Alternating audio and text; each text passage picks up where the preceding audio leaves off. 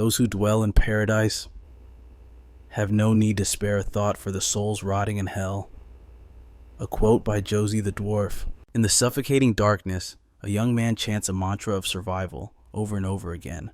As he mutters, his fingernails dig into his skin, drawing blood because a soul trapped in hell dreams of paradise every single second. The system stares back with a cruel spell directive. Reach the end of this fractured world. Confusion clouds his gaze until exhaustion finally drags him into the abyss of sleep. Memories surface the backseat of a car, a normal life left behind, haunting his dreams once more. Suddenly, a blinding light swallows him. He awakens alone, trapped in a desolate cave, with years of isolation stretching before him. His only lifeline in this darkness, a single ancient tome of celestial martial arts. The system promised him a return ticket master the arts, reach the end, and he would finally reunite with his family. Then, the notification chimes, tutorial complete. Our hero snaps his eyes open, heart pounding, tears stream down his face. He survived. He finally made it, but as he steps through the portal, the air is wrong. This was not Earth. In fact, the nightmare was only the prologue. Despair crashes over him like a tidal wave. 10 years of hell pass as he struggles to find a way back. Suddenly, a voice cuts through the silence. A stranger approaches, claiming he heard a noise, but while his voice is kind, his eyes betray a gluttonous hunger. I would let you go, the stranger sneers, but my family's starving.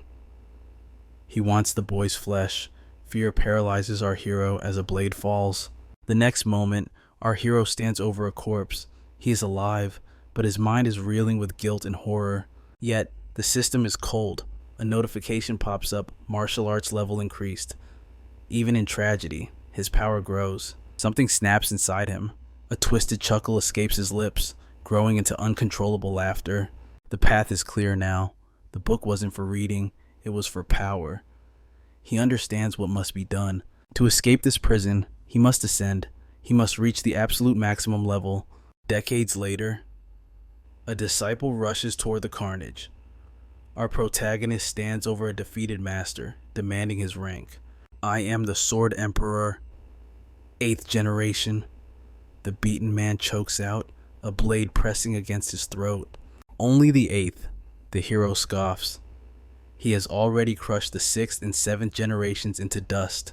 It is amusing how you ants keep coming back to challenge me. He muses.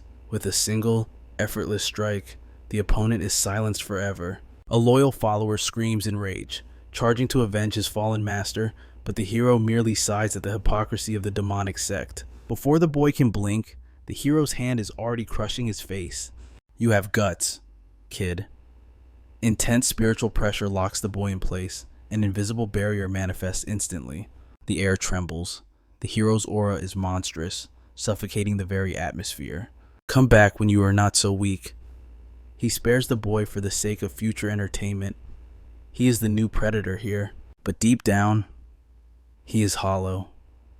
The masters he kills are nothing but paper tigers. He has forgotten the thrill of battle. Boredom is the true enemy now. He contemplates raising his own army of monsters just to feel something. Our hero gazes up at the alien sky. 140 years have passed in this purgatory. The desire to return remains, but the faces of his parents have faded from his memory completely. Paradise is a lie. This hell is his only truth. His patience has turned to ash. Suddenly, ding, a holographic screen manifests. Maximum level achieved. The chains of divinity shatter, ascension restriction removed, destination Earth. After an eternity, it is finally happening. He scoffs. Now that he has lost everything, the gods decide to show pity. No, they are merely toying with their puppet. He possesses the power of a deity, yet burns with human rage. But why return? Does he even have a heart left? He wonders if he is simply an engine of violence now. After a century and a half, his family is surely dust. The home he knew is gone. Only one thing fuels his soul now: vengeance. The system asks if he wishes to return. He wants to slaughter the entity that stole his life. His killing intent erupts, vaporizing the surrounding forest instantly. Whoever you are, wherever you hide, I will find you, and I will end you. A pillar of light engulfs the world. 140 years of exile ends now. The date is 2011, Earth, before the catastrophe. Somewhere else, a radiant woman smiles wickedly. The era of nightmares approaches. A massive gate tears open reality. Humanity must evolve, she declares. From the darkness of the gate, thousands of crimson eyes hunger for blood. A voice echoes through the void, proclaiming that divine blessings must never be squandered. The clock strikes 0. It is finally time for Cha Si-hyun to return. The year is 2025, South Korea. Deep inside the treacherous Red Wolf dungeon, a pack of beasts hunts down a young man. The alpha wolf is a monstrosity of muscle and fangs. Death snaps at his heels. Suddenly, mana explodes through the air. A piercing arrow of light tears through the darkness, saving the boy from certain doom. The guild leader, Cha Eun-sol, descends like a Valkyrie. She bought them a second, but the order is clear. Retreat immediately. But vigilance slips for a fraction of a second. A beast strikes from the shadows, blood spills, and the nightmare has only just begun. He is not the only victim. Screams fill the cavern as the pack devours her squad one by one. Yoon-sol grits her teeth. The horde is endless, a tide of fangs and fur. Her mana reserves are hitting rock bottom. Despair sets in. At this rate, this dungeon will become their tomb. Amidst the carnage, she spots a silhouette fleeing the formation. She tries to command him to stop, but the beasts demand her full attention. The defensive line is breaking. Meanwhile, the coward Seojun sprints through the forest, abandoning his comrades to die. He curses his luck, thinking only of his own survival. He needs to get out now, just as he thinks he is free. Space itself warps before his eyes. Thwack! An arrow buries itself in the earth, inches from his feet. He freezes. He never thought she could catch up to him. Cha Eun-sol refuses to let a traitor walk away, putting on a mask of innocence. Seojun stammers that he is relieved his leader is still alive. She violently grabs his collar. Fury burns in her eyes. She warned him about the danger, and now their team is slaughtered. Yet this trash dares to smile about his own safety. The mask slips. Finally, she sees the rotting soul beneath his expensive gear. Disgust washes over her. She shoves him away. Not even his father's money will be able to bury this crime. A glint of murderous intent flashes in his eyes. He calls out her name one last time. As she turns, he strikes. Crimson energy swirls around his fist. Bam! A cowardly blow directly to her heart. She is sent flying like a rag doll. Her body slams against an ancient tree.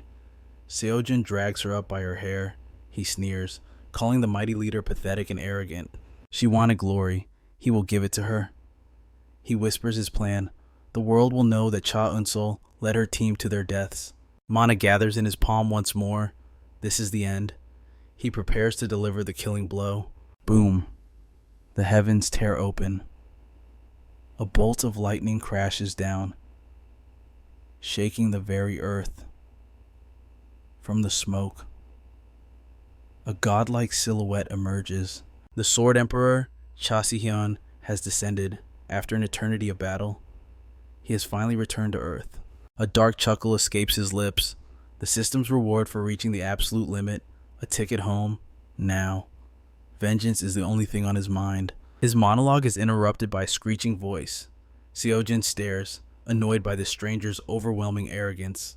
The fool demands to know his guild affiliation, but Si-hyun, he simply walks past the insect, his eyes fixed on something else. Seojun's ego shatters. How dare he be ignored? The stranger looks at the dying woman, treating the killer like thin air. Panic sets in. This witness saw everything. Seojun knows. He cannot let this man leave this forest alive. Killing intent rises. Meanwhile, Si-hyun freezes, the necklace around the fallen woman's neck. It calls to his soul. While the emperor stares in shock, the rat makes his move. Seojun shouts a warning and launches a surprise attack. Clang, he hits an invisible wall. A terrifying wave of pressure forces him to his knees. The aura is suffocating. Seojun realizes too late that he has kicked a dragon. Si-hyun speaks, his voice cold as the grave. He remembers the insect asked for a name. I am the Supreme Sword Emperor, Cha Si-hyun. In the blink of an eye, death is standing right in front of Seojun. Your existence ends here. A blinding beam of pure destruction erupts from his hand. no mercy. The forest is erased. A massive explosion rocks the dungeon. Where the traitor stood, only dust remains. The Emperor turns his back on the destruction. His trembling hand reaches for the girl. The truth hits him. This is his little sister. Memories flood back like a tidal wave. A happy childhood. His mother's voice scolding a stubborn little girl. She's growing up so fast. He defended her back then. She just loved the magic of the amusement park. But staying late would worry their mother. But the tears were not about the rides. It was because her big brother was leaving. He had to study. He had to leave home. With a gentle pat on her head, he made a sacred vow. No matter how busy university gets, I will come back, and we will come here together every single time. That promise dried her tears. Walking back to the car, she begged for a piggyback ride. He lifted her up, realizing she would not be this light forever. But destiny is cruel. The screech of tires, the crash of metal, standing in the wreckage, young Unsol blamed herself. If she had not thrown a tantrum, if they had not stayed late, Mom and Dad would still be breathing. She screamed for her brother in the chaos, but he was gone, vanished from the face of the earth, leaving her all alone in hell. Gentle energy flowed into her wounded arm, knitting flesh back together. Suddenly, her eyes snapped open. He reassured her with a soft voice that she was safe, though the road to full recovery would take time. Cha Eun-seol demanded to know his identity, and he chuckled, admitting he had changed too much to be recognized. He teased that he could no longer carry her on his back, not because he was weak, but because she had grown into a woman. Her mind raced, rejecting the possibility. But then, a memory overlapped with his face. She saw the image of her older brother, the one who told her to be brave before vanishing into the unknown. Rage boiled over instantly. Tears welled up as she screamed, asking where on earth he had been for all these agonizing years. Cha Si-hyun pulled her into a warm embrace to soothe her spirit. But reality struck cold. She shoved him away, frantically searching for the corpse of Seo. Calmly, her brother gestured to the mangled remains of the man who had tried to kill her. Cha Eun-seol stood frozen in shock. When she asked who was responsible, he tapped his chest without hesitation. Panic seized her heart. She grabbed his arm, screaming that they had to escape immediately. Back in their old sanctuary, Cha Si-hyun marveled that nothing had changed in decades, but his sister cut the nostalgia short. Director Seo Kang-jin would be hunting them down. This was no ordinary enemy. He was the father of the dead attacker, the director of the Aurora Guild, and a former gangster with a blood-soaked past. Worse, he stood at the apex of power as one of Korea's 11 high-rank hunters. She should have reported the failed mission hours ago. By now, Seo Kang-jin would have discovered his son's death, and as the sole survivor, she was the prime target. Cha Si-hyun simply asked if that was her only worry. With a casual shrug, he declared he would simply eliminate this Seo Kang-jin as well. Furious, she snapped at him to stop spouting nonsense. The man was over level 50, an executive who climbed to power on a mountain of corpses. She was already losing her mind over her brother returning after 14 years, and now he was talking like a lunatic. Her voice trembled as she recounted the hell she lived through after their parents died and he abandoned her. Once again, the question hung in the air: where had he been all this time? For the first time, Cha Si-hyun received confirmation of their parents' fate. A shadow crossed his face as he noted how strange his speech patterns must sound to her. He finally confessed. For all those missing years, he had lived in a realm known as the Murim.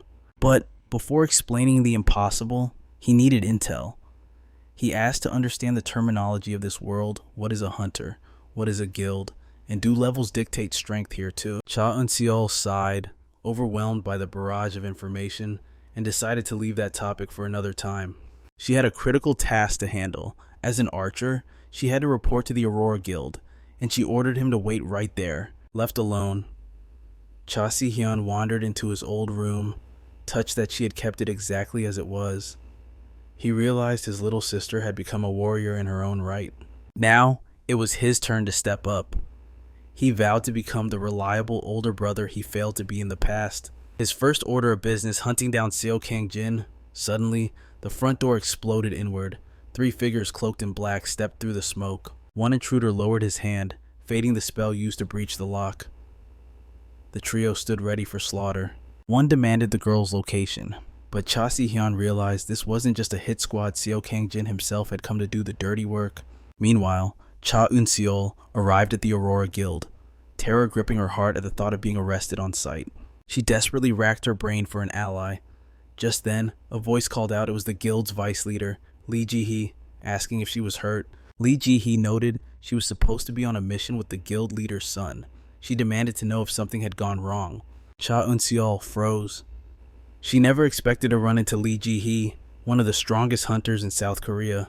The woman was known for loyalty and fairness, yet her true thoughts remained a riddle. Still, this might be Eun-seol's only lifeline. Back at the apartment, Cha Si-hyun scoffed at their rudeness. He lectured the intruders, saying it was bad manners to smash down a neighbor's door. A minion stepped forward in anger, but the leader silenced him with a gesture. Seo Kang-jin didn't care about this stranger. He demanded the girl, claiming he only wanted the head of the one who killed his son. With a cold smile, the protagonist dropped the bomb. That would be me. Instantly, the father's killing intent exploded. For Cha Si-hyun, this was perfect. Seo Kang-jin wanted to test his strength, then let the bloodshed begin. They charged, power clashing against power. Elsewhere, Lee Ji-hye felt a sudden curiosity about this mysterious brother. Back in the fight, Seo slashed out, but the protagonist danced out of range. He analyzed the energy coating the blade. So, this was the power of a hunter his sister spoke of. It reminded him of the clumsy technique the son had used. Perhaps this father would serve as a better test subject. The enemy prepared a lethal strike. Seo Kang-jin unleashed a devastating combo of sword arts, yet, until the steel kissed his skin, the protagonist didn't flinch. When the blade connected, an invisible barrier of chi halted the impact dead in its tracks. It seemed the hero had seen enough. Cha Si-hyun gauged his opponent's strength in the murim. This man would be a supreme master. Impressive, indeed. Our hero blocked the catastrophic blow with just a single hand, as if swatting a fly. Cha Si-hyun mockingly asks if they have 1,000 more ants ready to die. Sensing an opening, the subordinates rush in to support their director, but they have no idea who they are dealing with. A beam of pure energy slams into one of their shields. Cha Si-hyun's eyes blaze with fury at the mere interruption. Suddenly, a crimson glow illuminates the room. The mage unleashes a scorching fireball, convinced victory is within reach as the warrior draws his blade. But Cha Si-hyun catches the steel blade effortlessly with his bare fingers. A twisted smile forms on his face. The real fun is just beginning. For a split second, the warrior stares into an infinite abyss of power. The protagonist blasts him backward using nothing but a pulse of pure aura. The enemy's mind shatters. He cannot comprehend how a human could possess such godlike strength. Just who is this monster? According to his sister, he was missing for only 14 years. Yet these opponents are Grandmaster level martial artists, the pinnacle of human talent. Humanity managed to reach the level of the Murim world in just 14 years, even birthing multiple supreme masters. It is impressive. However, compared to the 10 great martial emperors, they are nothing but children. Cha Si-hyun recalls the legends he faced in the other world. He reveals a terrifying truth: the rankings did not include him for a reason. He chose to restart from zero, destroying everything in his path. In the end, he was the only one left standing atop the mountain of corpses. Meanwhile, Cha Eun-seol is racing toward the scene. Her mind is a storm of chaos. Everything is moving too fast. Now the vice leader suddenly demands to meet her brother. Eun-seol cannot tell if this is a blessing or a death sentence. She recalls Vice Leader Lee's promise: if she arranges the meeting, the guild will bury the entire scandal.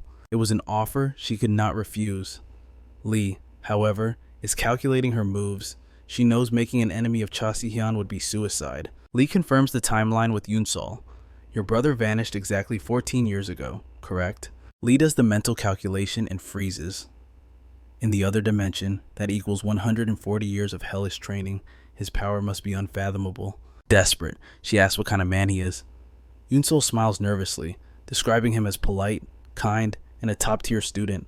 He even earned a full scholarship to a prestigious university, she claims. But more than that, he is a man of sheer will. Once he starts something, he will burn the world down to see it through to the end. Back at the fight, Cha Si-hyun points at the trembling survivor. He found the man's technique interesting and demands to see it one more time. Suddenly, he casually backhands an assassin trying to strike from the shadows. The mage charging a spell turns pale with absolute terror. The mage fires, but Cha Si-hyun's energy shield deflects it like it does not exist. Now, the hero whispers, "It is my turn." The protagonist summons massive frost titans from thin air in a heartbeat. The mage is encased in eternal ice. The shielder tries to flee, but a magical barrier slams shut. He does not even see the bolt of lightning before it incinerates him. Their leader watches in disbelief. It is pathetic how easily his elite squad was dismantled.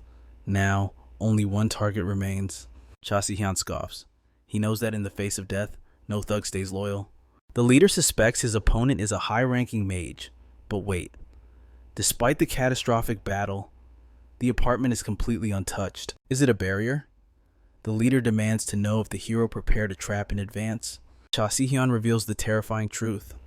He used the legendary heart sword technique to shield the room simply because he did not want to clean up the mess.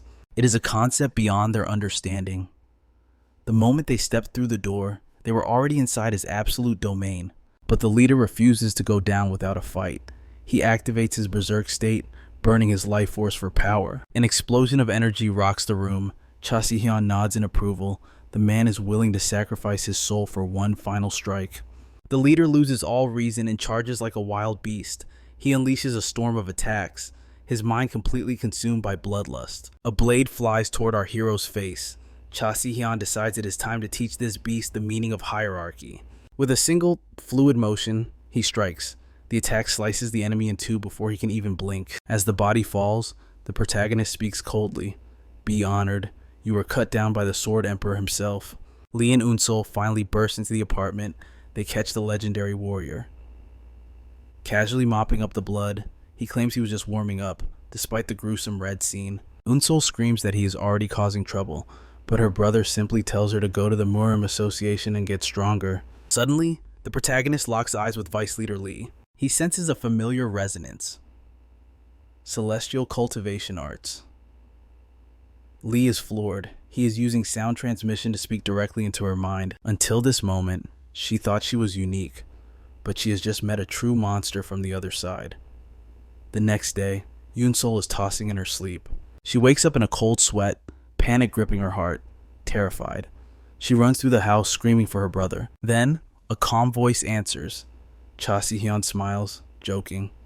"Did you think I abandoned you again?" Relieved that this reality wasn't a fleeting dream, she asks why he's awake at the crack of dawn, but he signals for silence, his eyes locked on his phone screen. Something urgent has captured his undivided attention. 1 week has passed since the protagonist returned to Earth. Yet, the transition still feels like a fever dream. Vice Guild leader Lee Ji-hye left with only a cryptic promise that they would meet again. Moments later, a professional crew arrived to scrub the apartment clean of any evidence. By nightfall, the news was broadcasting the tragic demise of Seo Jong-yoon. Simultaneously, his powerful father announced a sudden, shocking retirement. It was clear Lee Ji-hye had kept her word. As the sole survivor of the dungeon tragedy, Cha Tan-seol is now under the guild's watchful eye. But now, the vice leader has summoned her brother instead, raising suspicions about her true scheme. All he can do is pray for his sister's continued safety. Meanwhile, Lee Ji-hye sits in solitary elegance within a quiet cafe. Cha Si-hyun arrives, amused by her relaxed demeanor. She acts carefree, yet she is surrounded by hidden shadows. She notes his swift arrival, but corrects his assumption immediately. Those aren't bodyguards. There is only one guardian present. Cha Si-hyun takes a sip of the tea, and the flavor hits him with nostalgia. Lee admits she used to travel all the way to the city of Honan just to savor this specific blend. Of course, that was back when she walked the path of the murim world. The protagonist appreciates that she has dropped the pretenses. She reveals the truth. 3 individuals were transported to that martial realm. Aside from the 2 of them, there is Park Tae-hoon, the master of the Twilight Guild, a man with whom her faction holds a deep, blood-stained rivalry. Through interrogation, she uncovered his origin. In the year 2011, he awoke in a dark cave. Beside him lay a manual titled Celestial Cultivation Arts. The moment he stepped out of that cave, he was no longer on Earth. He stood in the heart of the murim. It mirrors the protagonist's own experience perfectly. The system delivered the exact same message to both of them. If he wished to return to his homeworld, the boy had to conquer that one first. Cha Si-hyun returned precisely when the era of hunters and raids began. The connection between the dimensional rifts and their transmigration is undeniable. They ask him what he knows about the dungeon origins. He recounts that 14 years ago, a goddess descended. With her arrival came the raids, the monsters, and a class system straight out of an RPG. The protagonist asks the crucial question, how did she and Park return to this world? Her answer is chilling. They died. Instantly, the atmosphere grows heavy with killing intent. Our hero recalls his final quest to witness the absolute end of that world. Cha Si-hyun senses her rising agitation. He wonders if this goddess is aware of the entity that banished him to the murim. Reaching the maximum level in murim granted his return to Earth. Logic dictates there must be an equivalent reward for reaching the apex as a hunter. That is the only path to the answers he seeks. Lee Ji-hye shifts, her composure cracking. Our hero demands to know the true reason she approached him. She invites him for a walk before dropping the bombshell. Her guild was on the brink of war with Park Tae-hoon, but now the Twilight Guild has lost its leader. And since the hero is the one who removed him from the board, she insists he take responsibility for the chaos.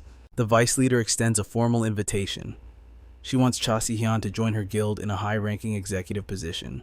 She promises limitless fame and fortune. Our hero acknowledges that as his sister's superior, her offer carries weight. Yet, his answer remains a cold refusal. When pressed for a reason, he states simply that he prefers to hunt alone. However, there is one more crucial factor. Cha Si-hyun has no intention of bowing to someone weaker than himself. Lee Ji-hye processes the insult and smiles. She proposes a duel to determine exactly who holds the power. The protagonist reveals he spent 140 years mastering the arts in murim. The vice leader retorts that time served does not equal power possessed. Cha Si-hyun agrees with a smirk. Even if she had spent 300 years there, she would never reach his level. Lee Ji-hye decides to test that arrogance. A terrifying surge of energy erupts from her body, flooding the field toward the protagonist. The mana manifests as a giant, watching eye. This is her signature ability, the Dance of Shadows. His senses are instantly distorted. The world around him plunges into an abyssal darkness. Maintaining such a technique on this scale requires godlike energy. This is Lee's unique authority. She has essentially created a pocket dimension. To any observer on the outside, nothing has changed, except that the two hunters have simply ceased to exist. In murim, they whispered her name with fear, the Scarlet Cherry Blossom, an assassin who never failed a contract. Cha Si-hyun had already deduced she was a warrior who fought until her last breath. Now, only two outcomes remain. This is a raw battle for survival. He realizes this domain isn't just a cage, it's a slaughterhouse. In the blink of an eye, cold steel is already pressed against his throat. Lee confirms his suspicions. Cha Si-hyun evades the lethal strike by a hair's breadth. She adjusts the angle, but he counters with a bare palm. The protagonist stops the blade dead in its tracks. Even with her blinding speed, she cannot penetrate his iron wall defense. She unleashes a storm of slashes. Under the pressure of the barrage, the protagonist is forced to leap backward. Having gained distance, he analyzes her movements. He recognizes the technique immediately. It is the martial art of murim's greatest assassin, the Dark King. Her eyes widen in shock. He identified her secret lineage with a single glance. Cha Si-hyun recalls a duel from his past. He once faced a warrior wielding this very art. But back then, that fool was an amateur. Cha defeated him in a single, breathless second. The protagonist issues a bold ultimatum. If she can land a blow or defeat him using up to 3 styles, he will sign the contract with her guild. However, that last clash already counts as the first Lee accepts the impossible wager. Suddenly, her presence vanishes completely from Cha Si-hyun's senses. It is as if she has dissolved into thin air, out of nowhere. 3 distinct bursts of lethal energy tear through the sky toward him. A sharp glint of interest sparks in his eyes. The protagonist weaves through the air to evade. But the magic is relentless. It hunts him down like a predator. Cha Si-hyun readies his countermeasure. With a sudden surge of aura, he deflects the incoming strike. He emerges from the smoke without a single scratch. Yet, he must admit, her power is magnificent. But there is no time to rest. She launches her next assault instantly. That was the second style Lee leaps back to create distance. The vice leader confesses she has done her research on him. She knows the truth. He stood at the apex of all martial masters. That is exactly why Cha Shi-hyen is the strongest existence. Suddenly, massive stakes of energy erupt from the earth. Lee roars her declaration. If she can bring him down here, she will prove herself as the strongest in the world. The protagonist smiles, his blood boiling with intrigue. Her display of power leaves him momentarily speechless.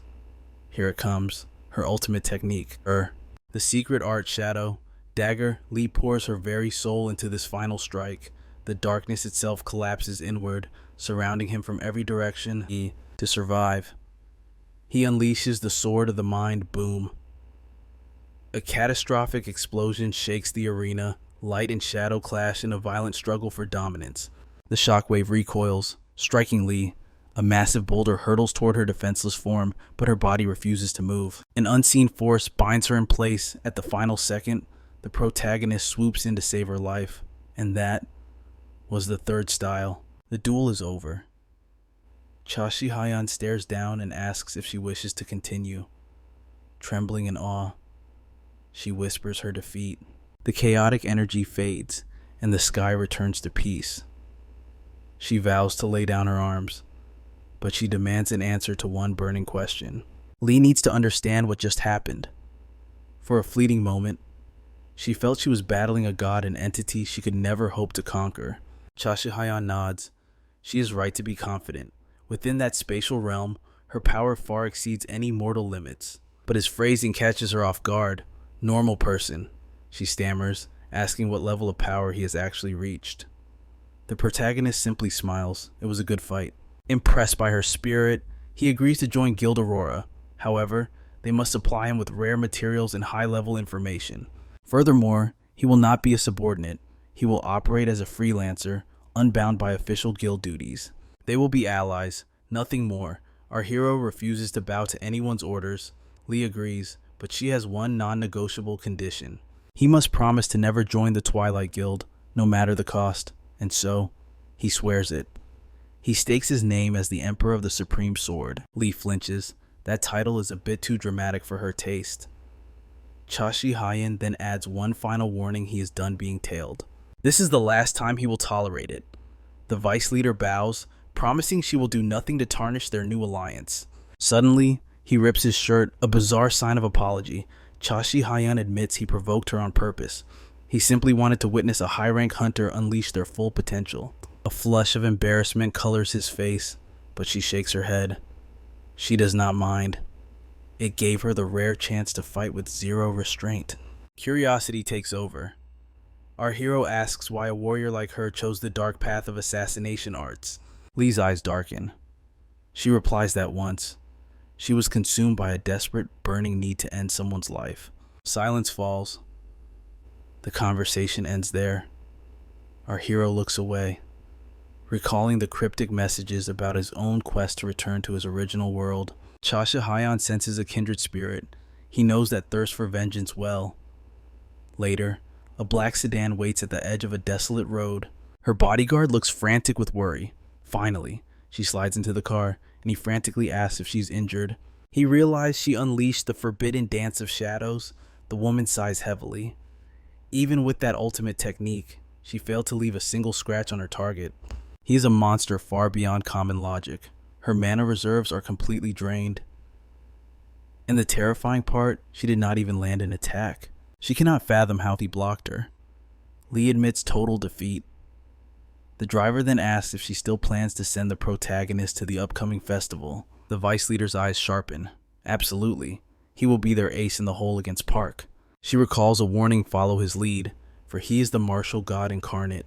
Without Cha Shi-hyen on their side, she knows their future is doomed. Meanwhile, the protagonist finally returns to the sanctuary of his home, but before he can speak, his little sister tackles him.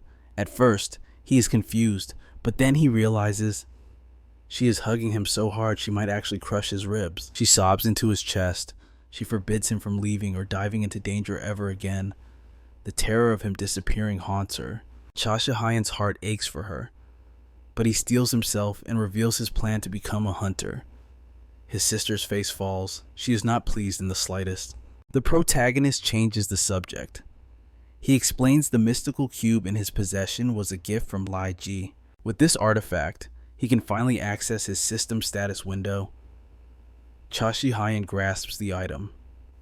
Instantly, the cube erupts with blinding light. The item begins to dissolve into particles of light, but then the protagonist frowns.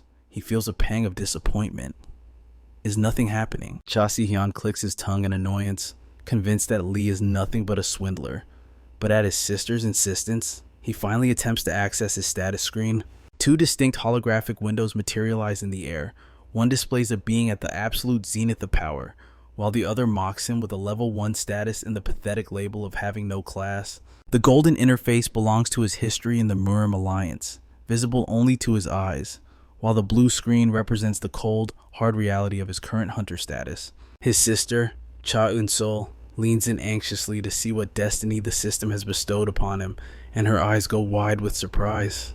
A smile breaks across her face as she celebrates the news. To her, being classless means his destiny is to remain a civilian, a fate she considers a blessing in this dangerous world. In this awakened era, there are 6 fundamental archetypes: warriors, shield bearers, mages, clerics, archers, and rogues. Every awakened being begins with one of these basic paths, which inevitably evolves into a superior second advancement, just like how the archer Cha Tae-sul ascended to become a legendary sharpshooter. Yet, the protagonist possesses none of these titles, which Eun-sol interprets as definitive proof that he is merely an ordinary person. While a normal civilian can technically become a hunter, the true barrier lies in the cost of abilities, which is why she desperately hopes he will abandon this foolish path. You see, a standard hunter accumulates experience points to level up and automatically acquires the skills necessary to slaughter monsters. In stark contrast, a classless individual must purchase and learn every technique manually. For context, even the most garbage tier melee combat cube costs a staggering 20 million won. This is the cruel reality. Hunters with classes ascend automatically, while the classless must burn through mountains of cash just to survive. The problem, of course, is that Cha Si-hyun is penniless, but a smirk touches his lips as he remembers that Lee has already agreed to be his financial sponsor. Eun-sol sighs, realizing he did not fall for her bluff to discourage him. Looking back, without that sponsorship alliance, he would be in a catastrophic financial crisis right now. But the irony is bitter. The fact that he was a supreme martial genius in the Murim world translates to absolutely zero talent according to the standards of Earth. The scene shifts to the Chiak Mountains, the site of a tutorial raid managed by the Aurora Guild, though the veterans have a far less dignified name for it. They call it the Bunny Raid, a peaceful name that is abruptly shattered when a rabbit is obliterated by a sudden, explosive arrow. Cha Si-hyun finds it utterly ridiculous that these hunters must exert such desperate effort just to hunt down a simple rabbit. His sister warns him that countless rookie hunters underestimate this region and meet a gruesome end, all for the sake of the Lundstone. This stone contains raw, unrefined natural energy, a resource so valuable it rendered nuclear power plants obsolete and changed the world's economy forever. Cha Eun-sol grips his arm, begging her brother to stay vigilant because death can strike from any shadow inside a dungeon. But before she can even finish her warning, he has already annihilated a cluster of rabbits in a blur of motion, completely ignoring her concerns. Meanwhile, the protagonist realizes a crucial flaw when he utilizes his internal martial arts cultivation. The hunter system refuses to grant him experience points. Cha Si-hyun stares at his ability window, questioning his choices, as the only power the system granted him is a pathetic D-rank dagger technique. His sister immediately scolds him, believing he wasted his request on a free, trash tier ability instead of bargaining for something valuable. Eun-sol rants that she doesn't know the details of his contract, but it is painfully obvious to her that the female sponsor plans to exploit him until he breaks. The protagonist continues to offer her nothing but silence, his irritation growing palpable until even Eun-sol senses the sudden, heavy drop in atmospheric pressure. Before she can nag him further, he snatches her wrist and coldly asks if she doesn't have somewhere else to be, leaving Eun-sol frozen in shock. Exactly 337 rabbits. That is the precise number his heightened spiritual perception has detected in the vicinity. Eun-sol thinks that number is impossible for a beginner to sense, but she is left stunned as her brother turns his back and walks into the danger zone. Cha Si-hyun feels a wave of humiliation wash over him. He, who reached the pinnacle of swordsmanship, is now forced to rely on a disgraceful D-rank skill. To make matters worse, he is labeled a classless nobody, so he draws his weapon and begins to channel his internal Kai into the steel. When he lands, the impact is so heavy that a crater fractures the earth beneath his feet, causing the army of rabbits to stare at him with sudden, primal fear. He hears his sister screaming in the distance, but he jokes that she should save her fury for later because right now, he is deciding how to cook these beasts. Suddenly, several red warning messages flood his vision, offering patronizing instructions on how to properly hold and use a dagger. His annoyance spikes into rage as the system dares to guide him. As far as the Supreme Master is concerned, playtime is officially over. The horde of rabbits lunges as one, transforming into monstrous beasts. But who do they think they are, trying to teach a god of war how to fight? With a single fluid motion, the protagonist butchers them all. Hunters may have emerged 14 years ago, but it would take them a century to reach the hem of his robes. A cascade of system messages appears again, but this time, the notification about the dagger technique has changed. This is something entirely unprecedented, and Cha Si-hyun calmly asks his stunned sister what these strange new glyphs mean. He complains that the interface windows are too small to read, while his sister stands there trembling in terror at the massacre he just performed. The protagonist dismisses it as a system bug, but Yoon-sol cannot comprehend how a novice managed to reach A+ proficiency in swordsmanship in a matter of seconds. However, a specific detail in the text catches the hero's sharp eyes. He asks if passive skills gain proficiency without using mana, and she numbly nods in agreement, confirming his theory. A satisfied grin spreads across the protagonist's face as he reads the description. His skill is now a supreme treasure of divine origin, possessing a proficiency that transcends perfection itself. Cha Si-hyun is convinced that this discovery is the key to absolute domination. He coils his muscles, preparing to unleash hell. His strike generates a shockwave of pure force. It is confirmed. His martial arts mastery is directly converting into system skill points. The pieces of the puzzle fall into place. Legends like Lee Ji-hye and Park Tae-soo must stand at the apex because they unlocked unique skills just like this one. Witnessing this overwhelming power, Cha Eun-sol grips her bow tight. She turns to her brother, desperation in her eyes, begging him to teach her the way of martial arts. Eun-sol had her suspicions, but now the truth is undeniable. Her brother is a monster. The nightmare of the Red Dungeon flashes through her mind. Fear grips her heart. If she remains weak, she will be powerless to stop a tragedy like that from striking again. Regret is a bitter pill she refuses to swallow anymore. Yet, a shadow of doubt remains. Can she ever hope to match the dragon-like strength of her brother? Before the tears can fall, he steps in. With a firm nod, he makes a solemn vow. He will pass his legacy on to her. For the first time, the returnee takes a disciple. It is the perfect arrangement. By teaching her, he ensures he can always stand guard while she learns to survive. The pact is sealed. He commands her to follow, and together, master and student race across the open plains, the wind at their backs. Eun-sol questions his path. Will he rely solely on hunter skills? Suddenly, the grass rustles. Two frenzied rabbits lunge from the shadows. Instinct takes over. The protagonist channels his internal energy, obliterating the beasts with a single devastating palm strike. Our hero gazes at his hand. The truth is, the path ahead is shrouded in mist. He has not yet decided his destiny as a hunter. He has cracked the code on leveling up, but the question of his class remains. He recalls how Lee evolved by fusing martial arts with rogue abilities. He needs a class that complements his overwhelming power. Suddenly, a spark of inspiration ignites in his mind like a supernova. He leaps skyward, defying gravity. Hovering above the battlefield, he concentrates a terrifying amount of mana into his palm.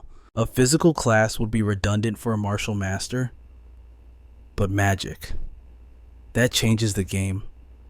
With one blast, he reduces the entire field to ash. His sister watches in terror, fearing he is out of control, but a wicked grin spreads across his face. With magic, his options become infinite. The decision is made. He will walk the path of the battle mage. Eun-sol panics, reminding him that classes are not chosen so lightly. But for a being like him, the rules of this world are merely suggestions. Having lived through 2 lives, the contrast is stark. The system of the murim world is obsolete, a relic of a harsher time. Beside him, Eun-sol sighs with relief. At least the loot is good. She won't have to scrape by for money anytime soon. The hunter interface is sleek, intuitive, and generous. It is as if the two systems were designed by gods with opposing philosophies. The hunter system is a benevolent guide, rewarding effort with rapid growth. Here, anyone with the will can ascend to greatness. But the murim system, that was a sadistic teacher, it demanded blood, sweat, and repeated brushes with death just to survive. He thinks of the celestial goddess, the creator of the heavenly cultivation arts.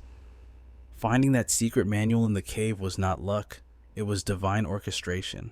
Following that thread, it stands to reason that the goddess also gifted humanity this hunter system.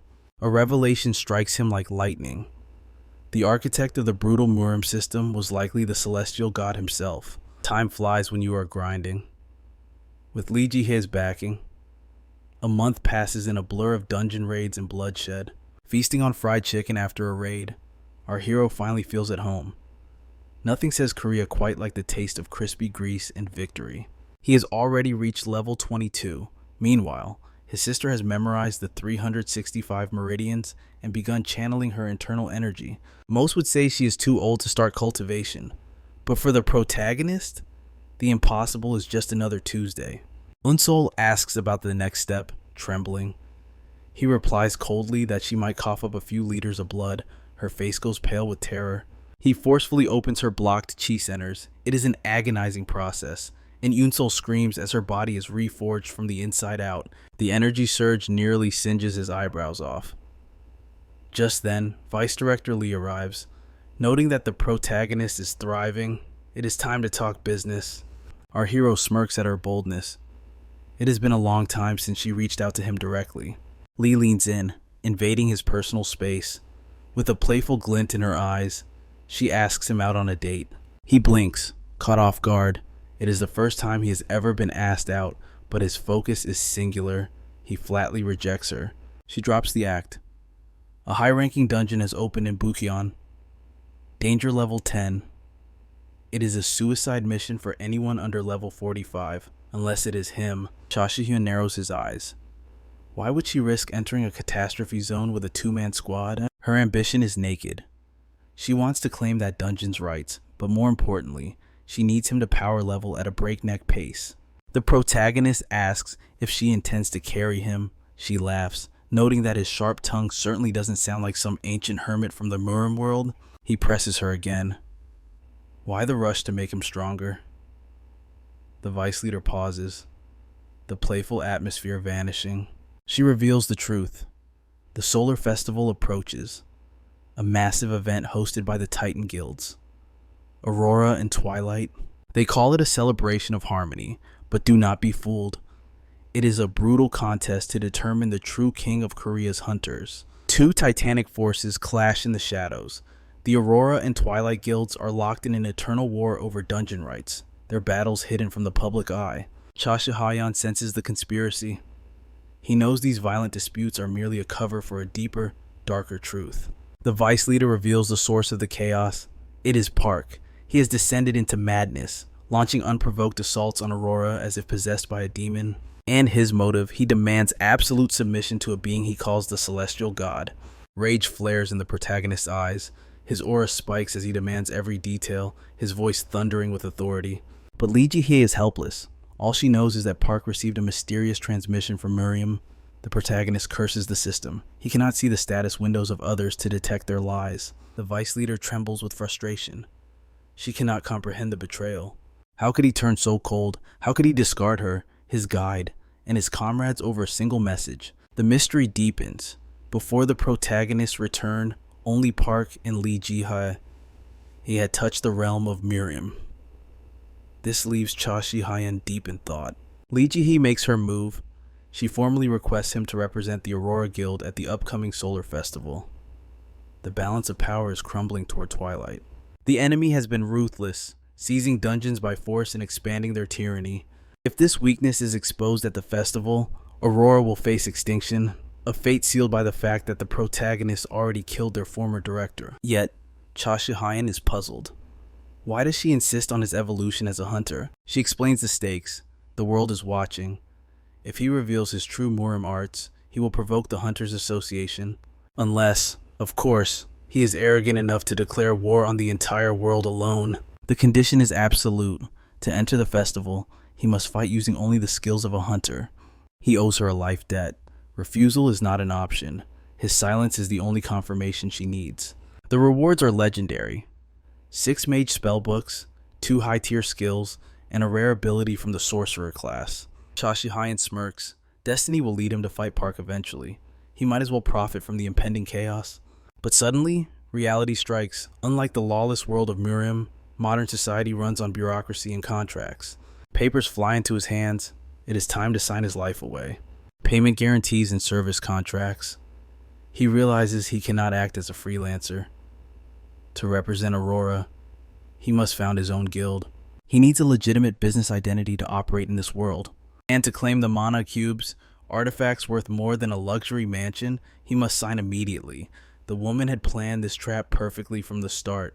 Now, for the guild name, a mere formality. He stares at the blank form. He writes 2 words, no limits.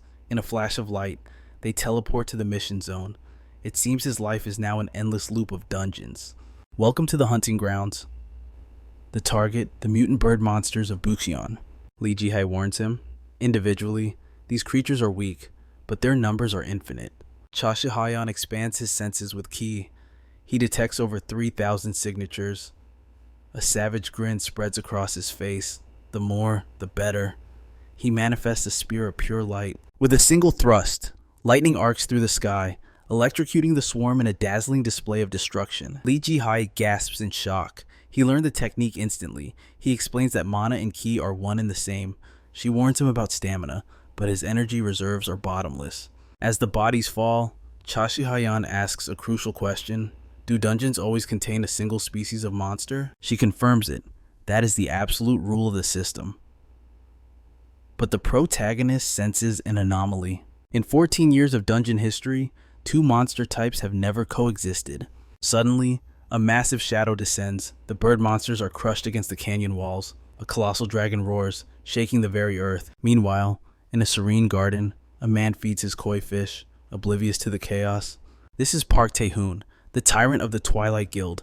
His subordinate, Kim, reports suspicious activity from the Aurora Guild's vice leader. She is pouring resources into a rookie hunter, personally escorting him through high-ranked dungeons. Park remains impassive. The affairs of ants do not concern a god. But Kim continues. The rookie is the lost brother of a member, a man who vanished 14 years ago and suddenly returned. The feeding stops. Park's eyes narrow. The mention of that specific time frame pierces his arrogance. Kim reviews the intel. They know nothing of his past. However, they know the former Aurora leader did not simply retire. He vanished after clashing with this rookie. Park smiles coldly. That man is no longer among the living. The subordinate is stunned. Park declares with absolute certainty Chashihyan killed him. Why? Because the rookie is a returner from Murim, just like him. Back in the dungeon, our hero stands his ground, staring down the beast that defies the laws of the system. Chashihyan marvels at how different these new abilities feel compared to his original Murim arts. But Lee snaps him out of his trance, noting that he is enjoying the chaos a little too much. Her concern is valid. They have been rampaging through this dungeon for over an hour. Surely, his mana reserves must be running on fumes after such destruction. But our hero simply smiles. There is something she does not understand. He reveals a secret technique, a forbidden skill that allows him to convert his very life force directly into mana. He explains that back in the Murim world, he achieved the legendary ethereal body. With his supreme eternal vitality, his limits simply do not exist. Lee's head spins at the sudden influx of jargon. Seeing her confusion, the protagonist simplifies it to 3 words: infinite, energy, flow. Whether it is martial arts or magic, it matters not. Once you reach the supreme plane, all power becomes one. Practically speaking, he stands at the pinnacle, and a maximum level entity with 0 restrictions. Lecture over. Chashihyan turns his gaze toward the boss. Watching his back, Lee realizes something. With a monster like him on her side, she has absolutely nothing to fear, even in this hell. A beast tries to blindside her. Foolish. It is obliterated before it can even land a scratch. She steels her resolve to pull her own weight. The sky darkens with enemies. but Lee carves through them in a heartbeat. To arrest her fall, she latches onto the cliffside. Using the mountain itself as a springboard, she launches back into the fray. The Vice Leader dances between targets, a whirlwind of death. She crests the mountain peak, but her heart sinks. The horde is endless. They pour forth like a plague.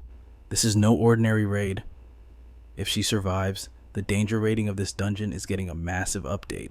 She frantically analyzes the battlefield, looking for a way to turn the tide. They need a full squad mage, archer, cleric, scout, but it is just them. And then a chill runs down her spine. Colossal shadows blot out the sun. Dragons, 2 distinct species in one dungeon. This is an impossibility. She narrowly evades a crushing blow, but there is no time to breathe. Another strikes instantly. She charges a spell to counter, but it is a trap. A third dragon blindsides her, smashing her out of the sky. As she falls, she senses it. Demonic energy. The entire dungeon system has been completely corrupted. She manages to recover just before impact. Meanwhile, our protagonist has been waiting for this exact escalation. Lee's irritation flares. He knew about these monsters and saved them for the main course on purpose. Chashi-hye grins. He saw her freeze from the shock, but his faith is unshaken.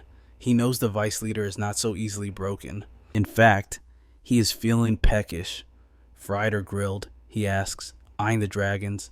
Lee snaps back that this is no time for gourmet jokes. Chashi-hye ignores the scolding. Flame erupts in his left hand. Lightning crackles in his right. A fusion of devastation. This is the moment he wanted. The dragons swarm him as one. The sky becomes a graveyard of falling monsters. Lee watches in confusion. He summoned magic, yet he charges in with his bare fists. To Chashi-hye, this fist is pure magic. Lee is dumbfounded. Suddenly, space tears open a portal, spewing even more dragons. Panic sets in. She rushes to his aid, but he stands motionless. He is letting them surround him. She unleashes her skill to carve an escape path. But the beasts do not scatter. They stand their ground, absorbing the damage. The swarm is sacrificing its own to trap him. Lee screams his name. The horrific truth dawns on her. These are not wild beasts acting on instinct. They are soldiers obeying a commander. The larger dragons are controlling the fodder. To win, she must cut off the head, target the commanders, but worry gnaws at her gut. Is Chashi-hye still alive in that pile? She recalls his expression. That maniac did not dodge on purpose. His unpredictability is infuriating. She wants to assist, but this anomaly is unlike anything they have faced. The difficulty has spiked beyond reason. A reckless plan forms. While the beasts focus on the hero, she slips into their blind spot. She lands right on a dragon's back. She scans for the leader, but chaos reigns supreme. Another beast slams into her mount mid-flight. Thrown into freefall, she locks onto a new target. With a desperate strike, she drives her dagger into its hide to anchor herself. Now she has their attention. Too late. In a duel, she is unrivaled. Skill activation, shadow dance, but the swarm is relentless. Just as fatigue sets in, a wave of magic brushes past her. Boom! A cataclysmic explosion rocks the dungeon.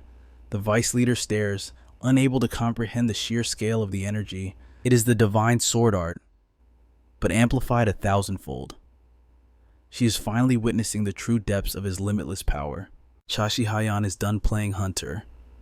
The air shimmers as thousands of spectral blades materialize. A rain of holy light descends. In a heartbeat, the horde is erased. The battle is won. Yet, a single terrifying question lingers in the silence. The mere existence of such an anomaly poses a catastrophic threat to the entire system. At this stage, the danger level rankings can no longer be trusted. If this disaster had struck anywhere else, the entire raiding party would have been annihilated instantly. Perhaps the Solar Festival is the least of their worries right now. But one thing is absolute. Park Toon will seek to weaponize this chaos. If Lee is not vigilant, the Twilight Guild will crush them beneath its heel. Lee stands frozen, paralyzed by the gravity of the situation. While her mind wanders, a shadow looms before her eyes. Chashi-hye snaps her back to reality, his voice cutting through the haze. He presents a stone pulsing with a different energy than the rest. He reveals the truth. This is a skill stone, born from a calamitous monster. Its power is equally devastating. Yet, anxiety still clouds Lee's eyes. The Vice Guild leader breaks the silence. She turns to our hero, her expression grave, for there is a secret she must confess. 1 month has passed since that day. The streets buzz with the whispers of the upcoming solar festival and a rising rookie within the guilds. The internet is ablaze with rumors. They call our protagonist Aurora's secret weapon. Kim realizes the situation has spiraled completely out of control. Inside the Twilight Guild, tension hangs heavy in the air. The executives are furious, blind to the identity of this viral sensation who appeared out of nowhere. One fool speaks out of turn, ignoring the predator in the room.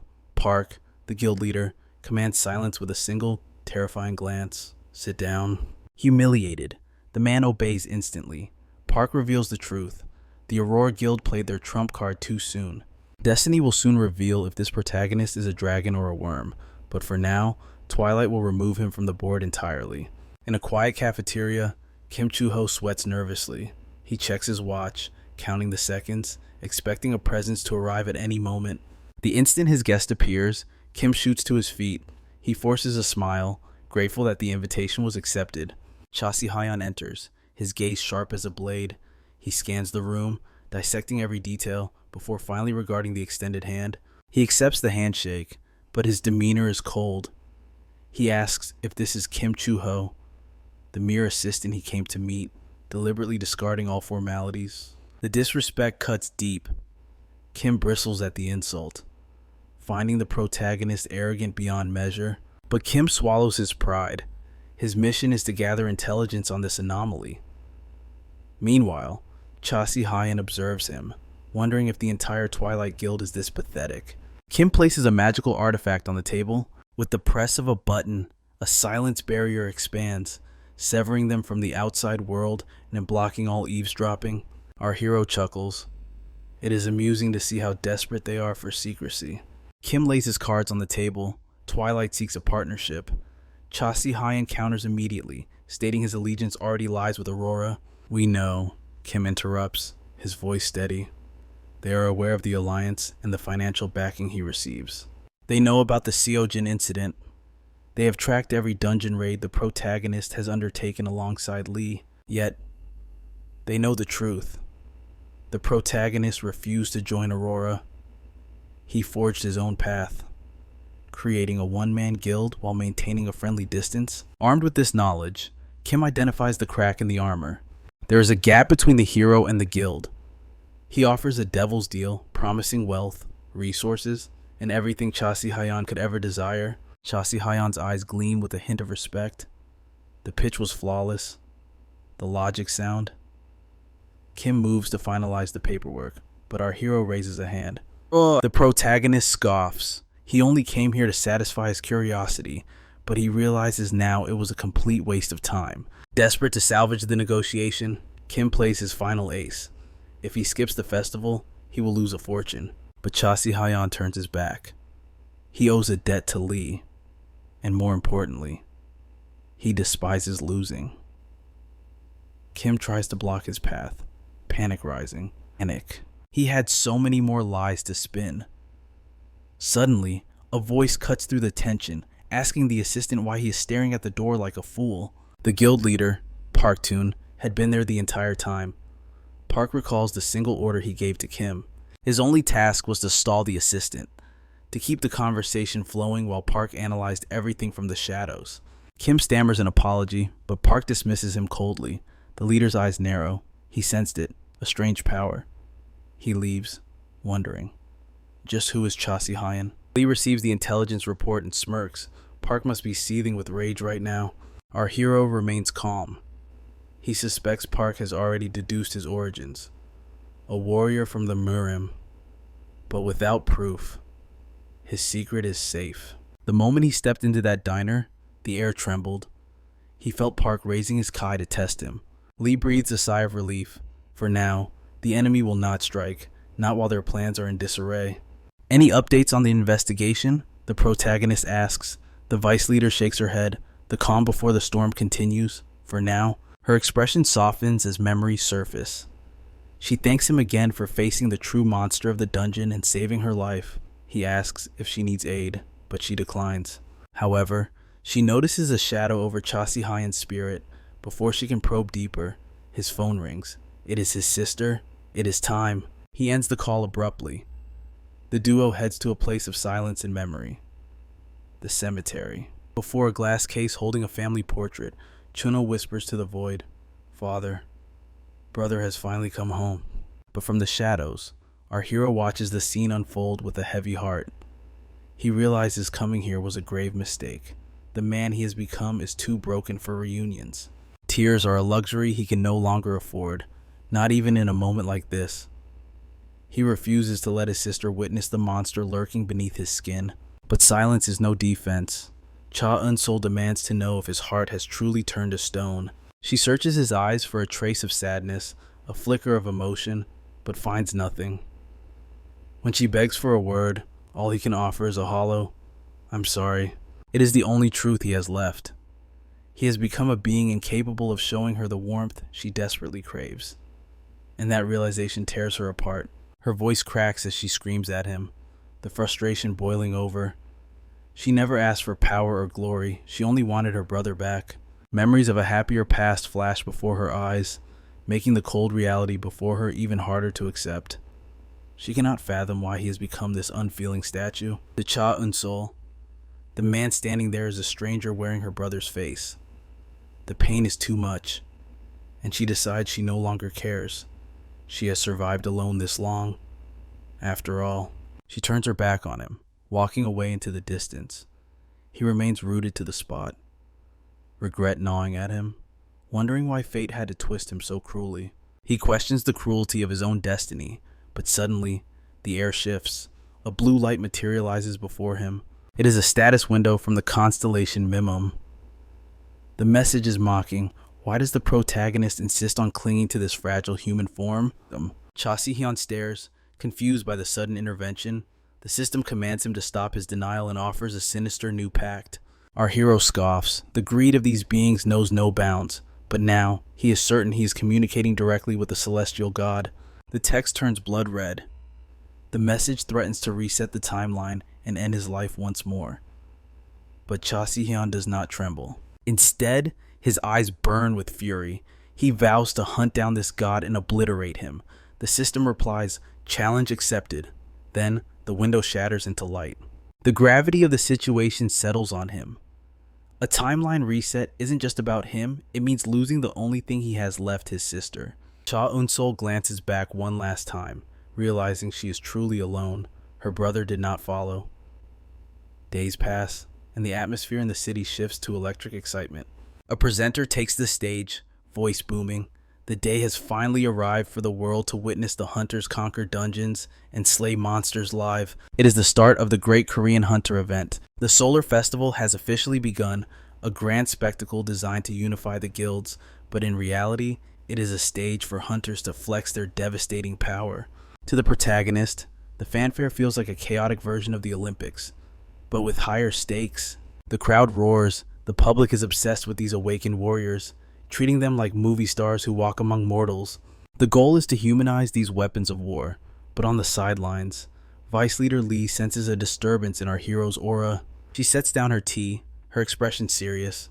She asks the question hanging in the air, "Did you get into a fight with your sister, Cha Eun-sol?" Their sour moods were a dead giveaway. She assumes it is his fault, but our hero ignores the jab and asks Lee to find him a hideout somewhere remote, somewhere silent.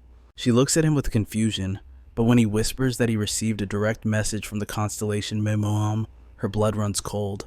Our hero admits he isn't certain of the details, but he knows one thing for sure: the celestial god is coming for his head. He doesn't know the scale of the battle ahead, but he refuses to let his sister be caught in the crossfire. Lee listens, her mind racing to make sense of his drastic plan.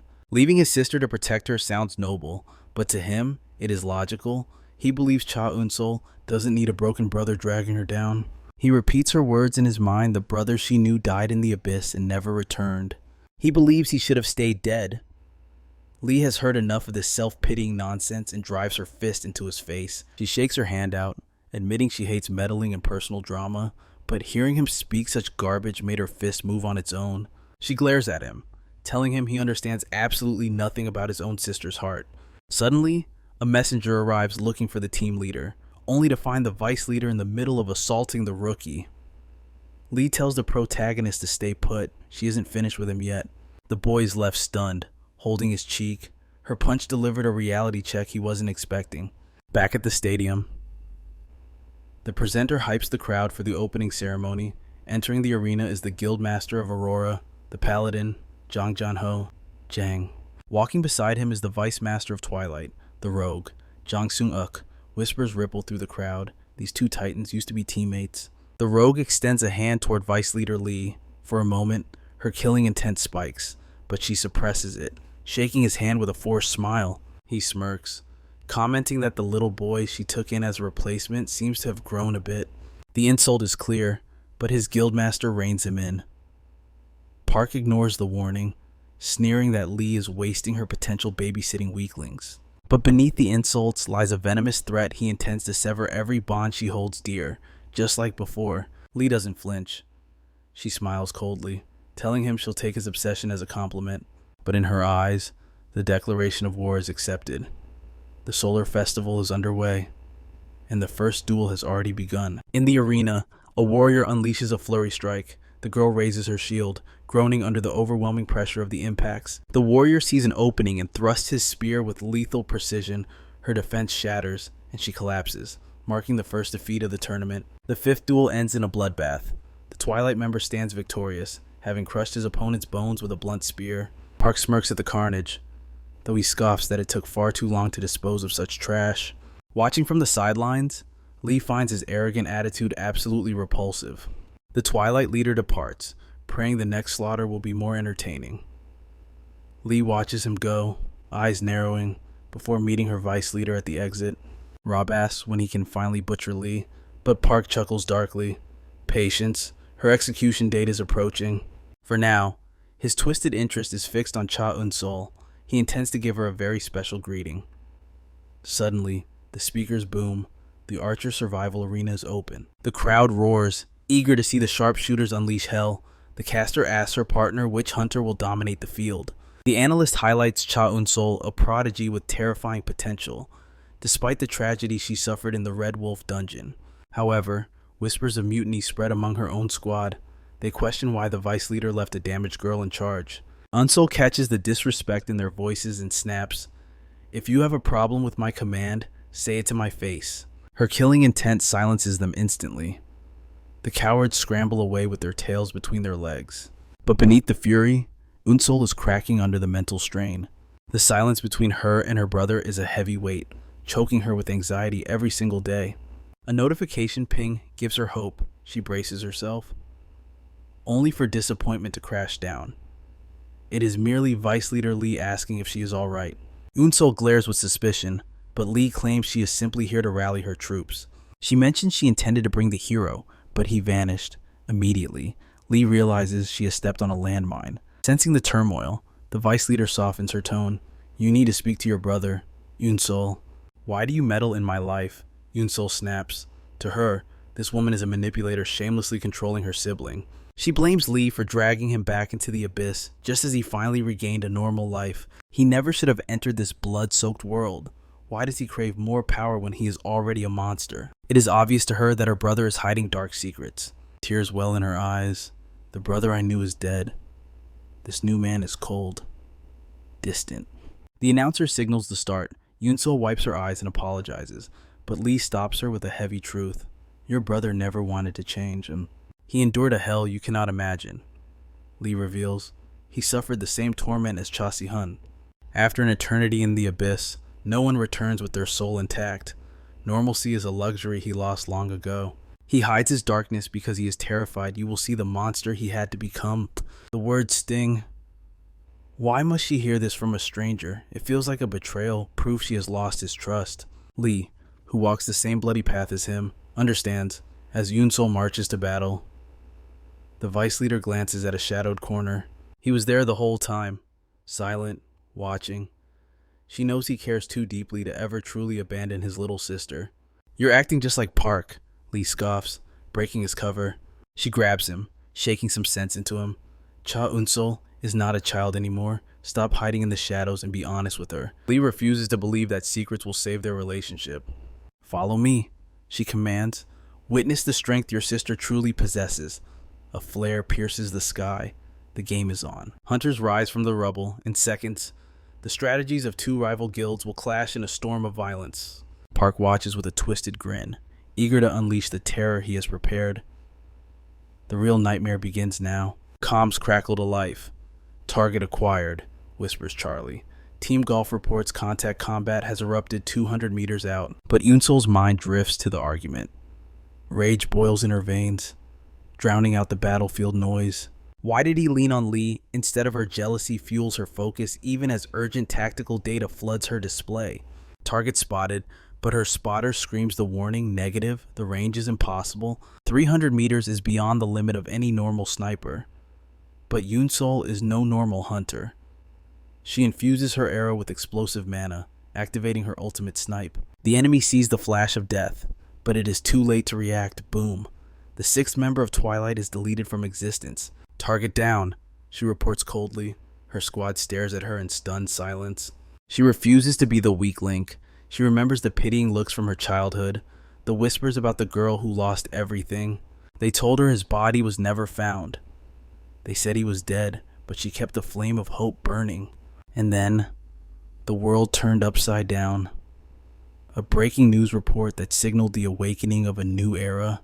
The goddess prophesied that humanity must evolve to survive. Amidst a world gone mad with dungeons and monsters, she held on to one burning conviction: her brother was still alive. During the awakening, fate granted her the archer class. Relying on sheer talent, she secured a scholarship to the prestigious Hunter University, but prestige breeds cruelty. A carton of milk explodes over her head, dripping down like cold humiliation in the middle of the cafeteria. The elite students mocked her for being an orphan. They despised that a charity case dared to walk the same halls as them.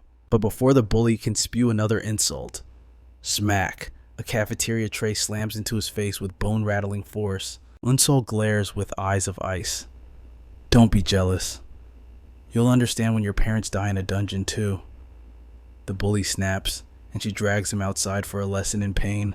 That ferocity propelled her to the top of her class. Now, she stands tall as a member of the legendary Aurora Guild. A blue beast charges with killing intent. Yoonsol uses her bow to block the impact, her fingers desperately scrambling for an arrow. She grabs the fletching and stabs. The beast collapses. Once again, she survives only by the strength of her own hands. Lee arrives too late, offering help she doesn't need. The Vice Master watches the scene, intrigued, and demands the rookie's name. She answers with steel in her voice. Her potential shines too bright to ignore. Despite her age, she is instantly elevated to the guild's leadership circle. Not everyone accepted her rise. Envy festered in the shadows. Yet, this toxic environment was exactly the forge she needed. Unsol craved absolute power. She had to survive without her brother, refusing to let her mind or spirit shatter. She pushes her body past the breaking point every single day. Glancing at her locket, the family photo inside remains her only anchor. Bitterness creeps in. Her brother left her behind to follow Lee. He might be strong, but Yoonsol refuses to be the damsel waiting to be saved. The emotional storm passes, leaving a heavy silence. The battlefield feels too quiet.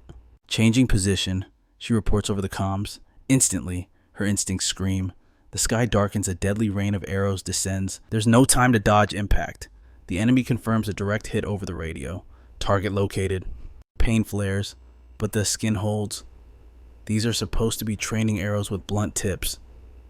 At least, that was the rule. No. The impact was too heavy. They are using real weapons. To make matters worse, the signal is jammed. No backup is coming. Unsol laughs amidst the danger. A twisted smile forms. She never relied on help anyway. She snaps the shaft of the arrow embedded in her armor. Raising her bow, she issues a cold challenge. Come at me, all of you. The order is given. Arrows blot out the sun, but they strike only empty ground. Unsol is already airborne. Skill-activated multi-shot. Mana envelops her bow. One arrow becomes a legion. Now, she becomes a storm. The pain causes her aim to waver, missing one target, but the enemy leader freezes, watching his entire squad annihilated in a heartbeat. Terror grips him. Training arrows shouldn't shatter bones like this. How can a rookie possess such devastation at close range? Snipers rule the distance. Marksmen dominate zones. But rangers, they are the agile reapers of the battlefield. Blood trickles down, but Yoon-sol ignores the agony. It is time to finish the job. An assassin lunges from her blind spot. She weaves through the attack like smoke, seizing the opening to strike. A blast of concentrated mana erupts from her palm, grazing him with lethal force. He laughs at her miss. Fool. He doesn't realize her arrows obey the laws of magic, not physics. It curves back like a boomerang. Thud. The arrow slams into his spine. He falls. Yoon-sol stands victorious, but the war has narrowed down to a final duel. Tension crackles in the air as they stare each other down. Suddenly, one of the fallen struggles to his feet. He launches a desperate ambush from behind. The arrow whistles through the air, aiming for the kill while her back is turned. Time slows. Her brother's voice echoes in her mind. A true archer must also be a martial artist. Like a grandmaster, she snatches the arrow mid-flight. The attacker's eyes bulge in horror. She closes the distance like a lightning bolt. Crack. She delivers a punch fueled by pure mana. That one is definitely staying down. Only one rat remains. Yoon-sol steps forward to crush him, but the man collapses, sobbing and begging for mercy. Suddenly, reinforcements arrive. Before Yoon-sol can act, a stray arrow silences the crying man forever. The extraction team praises her survival. Yoon-sol just scoffs, wiping blood from her lip. You took your sweet time. The results are in. Round 6 goes to the Aurora Guild absolute victory. The cameras missed the action due to the jammer. But the aftermath tells the story Yoon-sol dismantled 4 elite competitors single-handedly. The judges who doubted her are forced to swallow their words. She proves she needs no one's charity to dominate. Thanks to her brother's influence, Yoon-sol unknowingly awakens clairvoyance. High above, a helicopter observes the carnage the protagonist is watching. Lee beams with pride at her growth. Beside him, Haeyeon smiles, though her eyes hide a dangerous delight.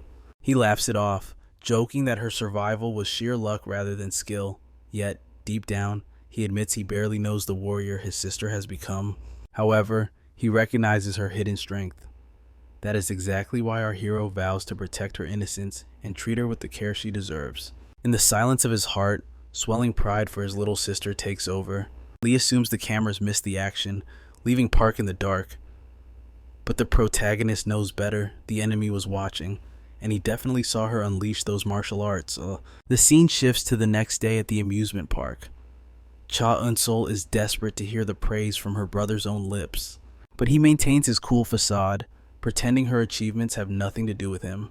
She sighs, convinced that to her brother, the strongest being in the world with his grand titles, her efforts are nothing, especially since she collapsed from mana exhaustion.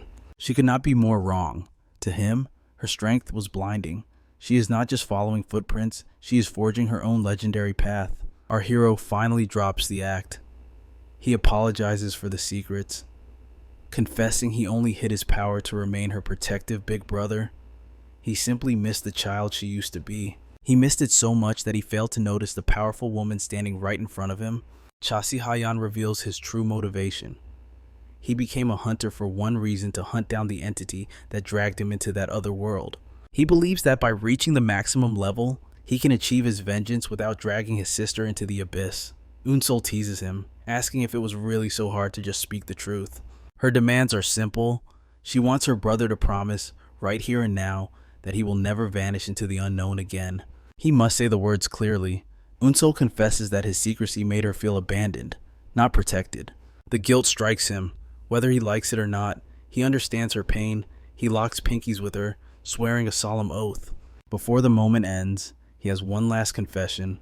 His title isn't some vague nonsense. He is the Emperor of the Supreme Sword. Naturally, she tells him to go screw himself. Suddenly, the speakers blare. All spectators are warned that in 1 hour, the great battle will commence. It is time for the protagonist to step into the arena. Cha Eun-sol raises an eyebrow, questioning if he really intends to fight in that casual getup.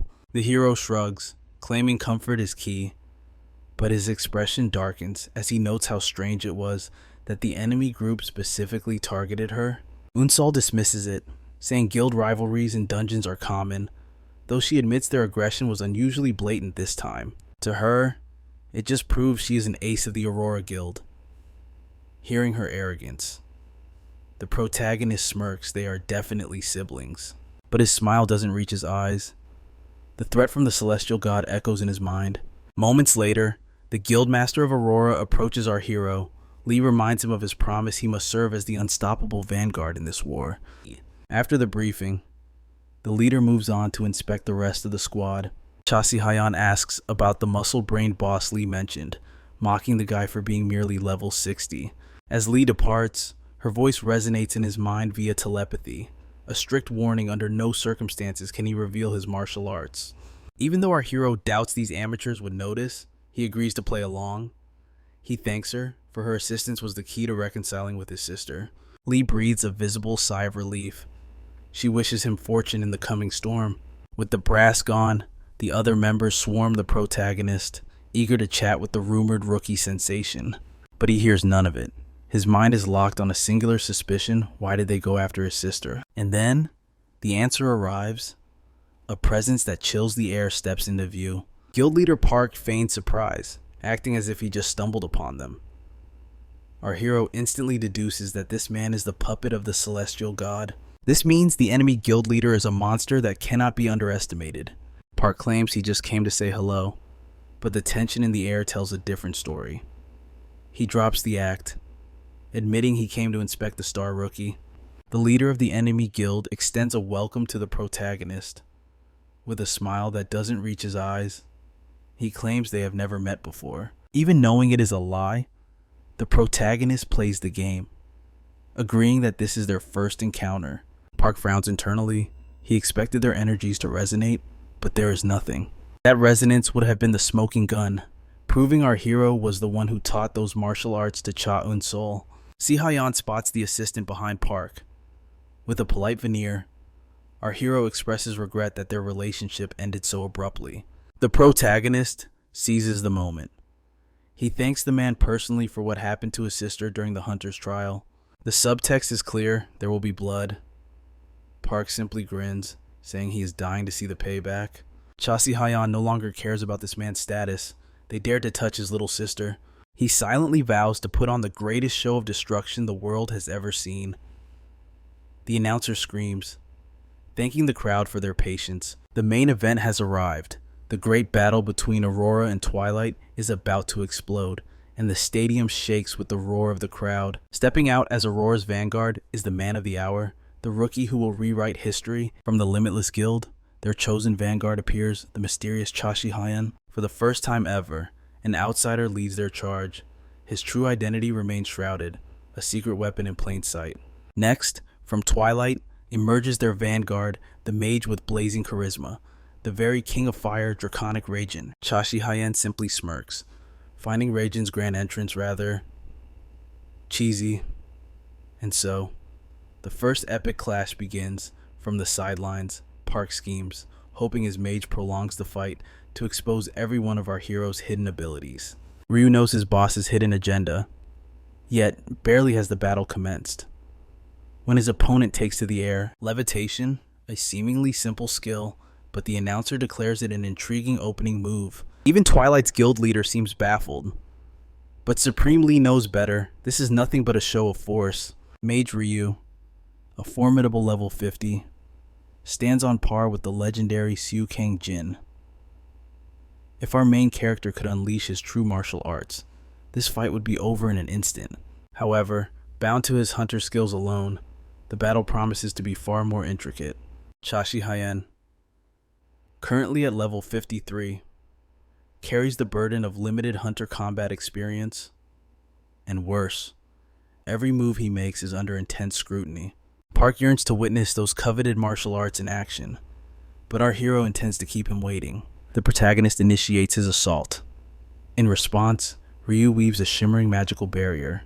Even amidst his defense, the mage finds it peculiar that his opponent resorts to such basic attacks. With a burst of flame, Ryu dispels the paltry magic. Yet, the mage remains composed, a secret gambit still waiting. His class boasts 3 unique specializations. First, the non-combatant artisan, the craftsman. Next, the master of elements, the arcanist. And finally, the warlock class, beings who transcend mere mages, wielding supernatural power. Traditionally, they specialize in support, but a rare few cultivate devastating offensive capabilities. However, observing from afar is simply not Ryu's way. He challenges our hero, if you have anything stronger, now is the moment to reveal it. Then, with explosive force, he launches a fiery kick. Our hero is sent hurtling backward. The searing heat of flames licks his skin. Followed by a thunderous explosion, Ryu unveils a devastating fire skill, honed since his youth, uniquely adapted for close combat, a truly rare sight for a mage. Ji-hye once believed himself the sole mage for murim, but now, the striking similarities between them become terrifyingly clear, explaining the unsettling premonition Ryu had always given him. Ryu issues a final, chilling warning. Then, he activates his unique, signature ability, demanding to witness the true extent of our hero's power. A colossal fire dragon hurtles straight towards him, but Ji-hye simply decides to show him a surprise.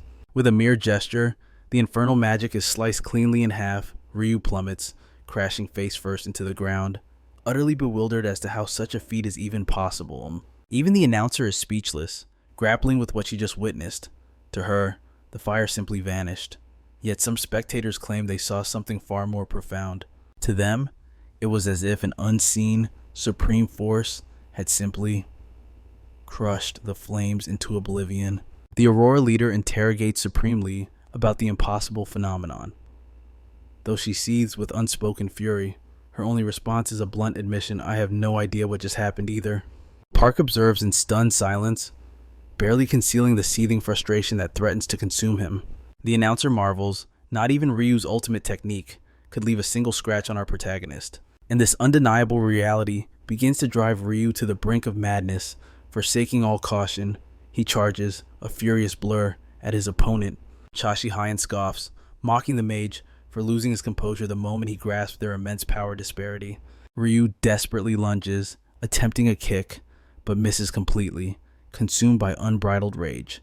The mage unleashes a furious flurry of blows, all effortlessly parried. No one in the audience could have ever envisioned two mages brawling in such brutal, close-quarters combat. Ji-hye coolly observes that his opponent's nervousness is ruining his footwork. He points out Ryu's improper weight distribution and advises him to cease his wide, exposed movements. "This isn't a battle," he mocks. "It's a mere circus performance." Ryu himself is utterly confounded by his opponent's mastery. But Ji-hye simply states he's been honing his martial arts for some time now. Then, he delivers a final, cutting question. "Is that truly all you have to offer, Ryu?" He scoffs.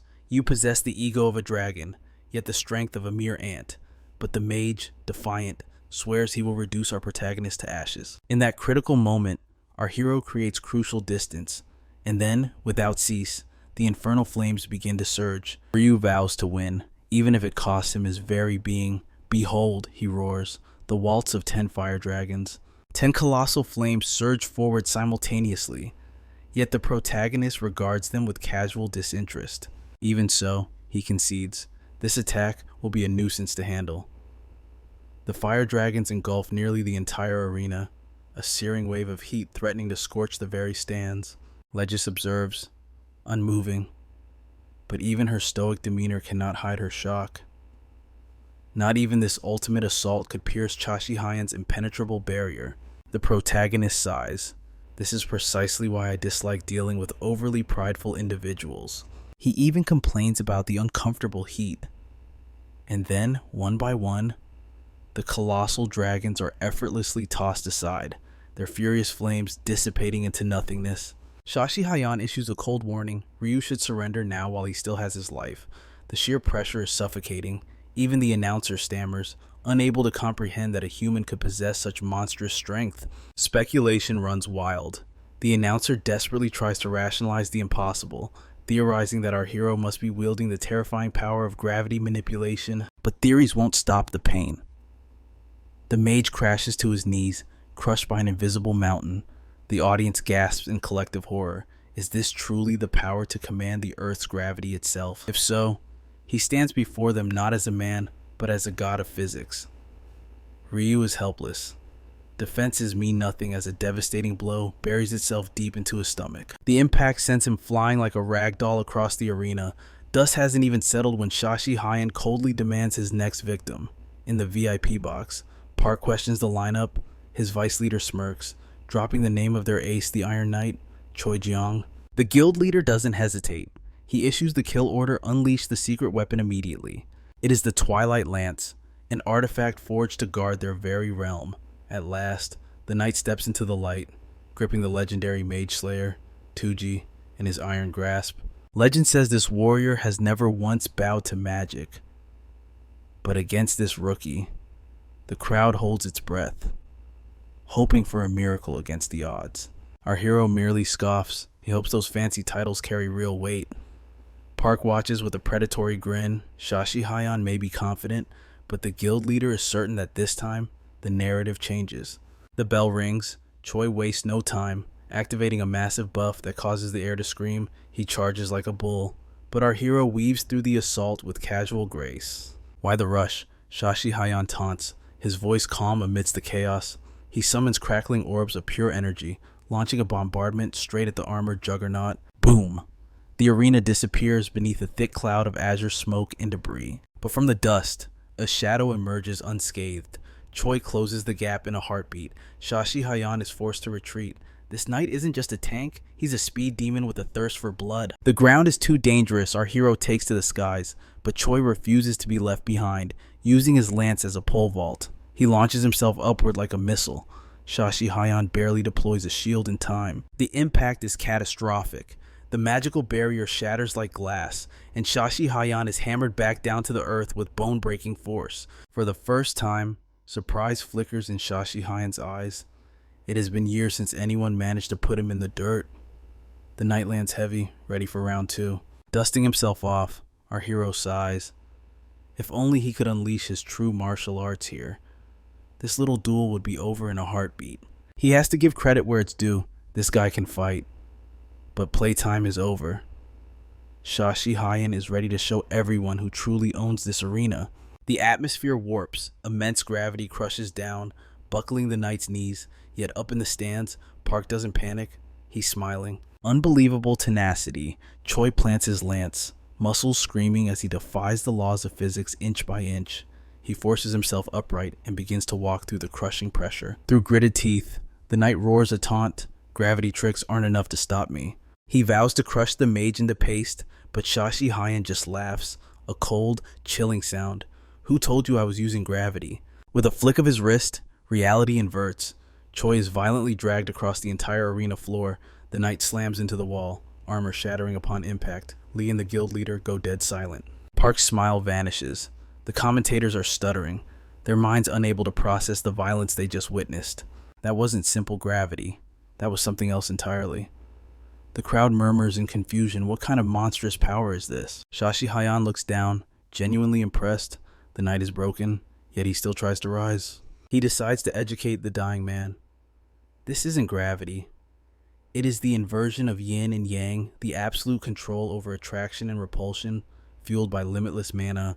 Attraction pulls, repulsion pushes. Simple, right? To demonstrate, he casually flicks a rock at the knight's skull. But Choi grins through the blood. You just made a fatal mistake. He rises from the rubble, eyes glowing. You should never have entered my range. Park leans over to Lee, finally revealing the ace up his sleeve. There is a reason Choi is called the Mage Killer. It all comes down to this one secret ability. If Shashi Hyen relies only on magic, he is already dead. The knight's hand inches closer. Park declares the match over. Lee watches in terror, heart pounding. Suddenly, a blue system window flashes before our hero's eyes. Alert magic disabled for 10 seconds. The protagonist freezes. For the first time, he is truly vulnerable. End him, the vice leader screams. Choi hesitates for a split second. He never wanted to reveal this forbidden technique to the world. But orders are orders. The guild leader fears Shashi Hyen's potential, that gravity power is a threat to their entire hierarchy. The command is absolute execution. The attack launches. Shashi Hyen barely processes the betrayal, throwing his body to the side in a desperate dodge. Choi roars in triumph. This is my anti-magic field. This is why no caster has ever defeated me. Silence falls over the arena. Park sneers, noting that Shashi Hyen's arrogance in hiding his true strength will be his undoing. Lee watches in utter despair. Through a communication device, Lee screams at the protagonist, "Run! Don't reveal your martial arts, it's not worth it." But Shashi Hyeon's expression darkens. He hates being told what to do. The knight winds up for the killing blow, his aura exploding. There is nowhere to hide. Mage, can his body withstand a strike that shatters skyscrapers? The knight leaps, a meteor of steel, yet, in the face of death, the protagonist doesn't see defeat. He only wonders who filled this fool's head with such arrogant nonsense. The seal breaks, Shashi Hyeon releases his chi. The pressure is so intense that Park and Lee feel it in their very bones. The guild leader looks over, his vice is trembling. Looking physically ill from the sheer overwhelming aura, Park's eyes go wide. This isn't magic. This is the legendary celestial cultivation martial energy. The earth quakes beneath them. The knight tries to push forward, but his momentum dies. He slows, suffocated by the atmosphere, until the terrifying realization hits him he is no longer the hunter. Panic sets in. He cannot comprehend the reality unfolding before him. His ability is still active, yet it does nothing. Before he can blink, binding chains of pure energy constrict his body. Cha Si-hyun smiles coldly. This is not magic. It is the pinnacle of martial arts. If the fool is curious, perhaps he should ask Guild Leader Park for an explanation. Our hero scoffs. He nearly lost his composure when someone dared to command him to flee. What utter absurdity.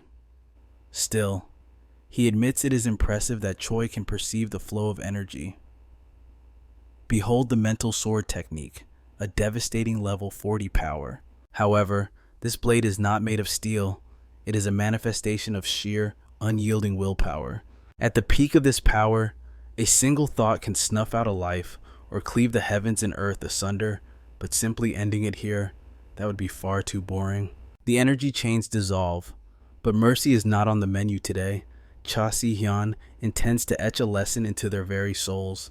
He unleashes a strike of catastrophic power in a single heartbeat. Choi is utterly obliterated. The knight is launched like a rag doll. Cha Si-hyun glares at the cameras. He hopes Park is watching every second of this humiliation, so he never forgets this fear. This is the true might of martial arts. Choi streaks through the air like a human missile. Every bone in his body shatters under the overwhelming force of the kick. In the VIP box, Park is frozen in stunned silence. The broken knight crashes outside the arena, and unconscious before he even hits the ground. Our hero smirks, quite satisfied to finally unleash his martial prowess after so long. The winner is undeniable. Victory belongs to Cha Si-hyun. However, the protagonist decides to withdraw from the remaining matches, feigning magical exhaustion, yet the result is set. The Aurora Guild conquers the festival with a score of 3-2. The internet explodes. Every forum is buzzing about this monstrous rookie. Rumors spread like wildfire that he rivals Park himself. Consequently, the Twilight Guild plummets in the rankings, while Aurora ascends to the throne as number 1. Meanwhile, the assistant trembles outside the office. He calls out to his leader but receives only silence.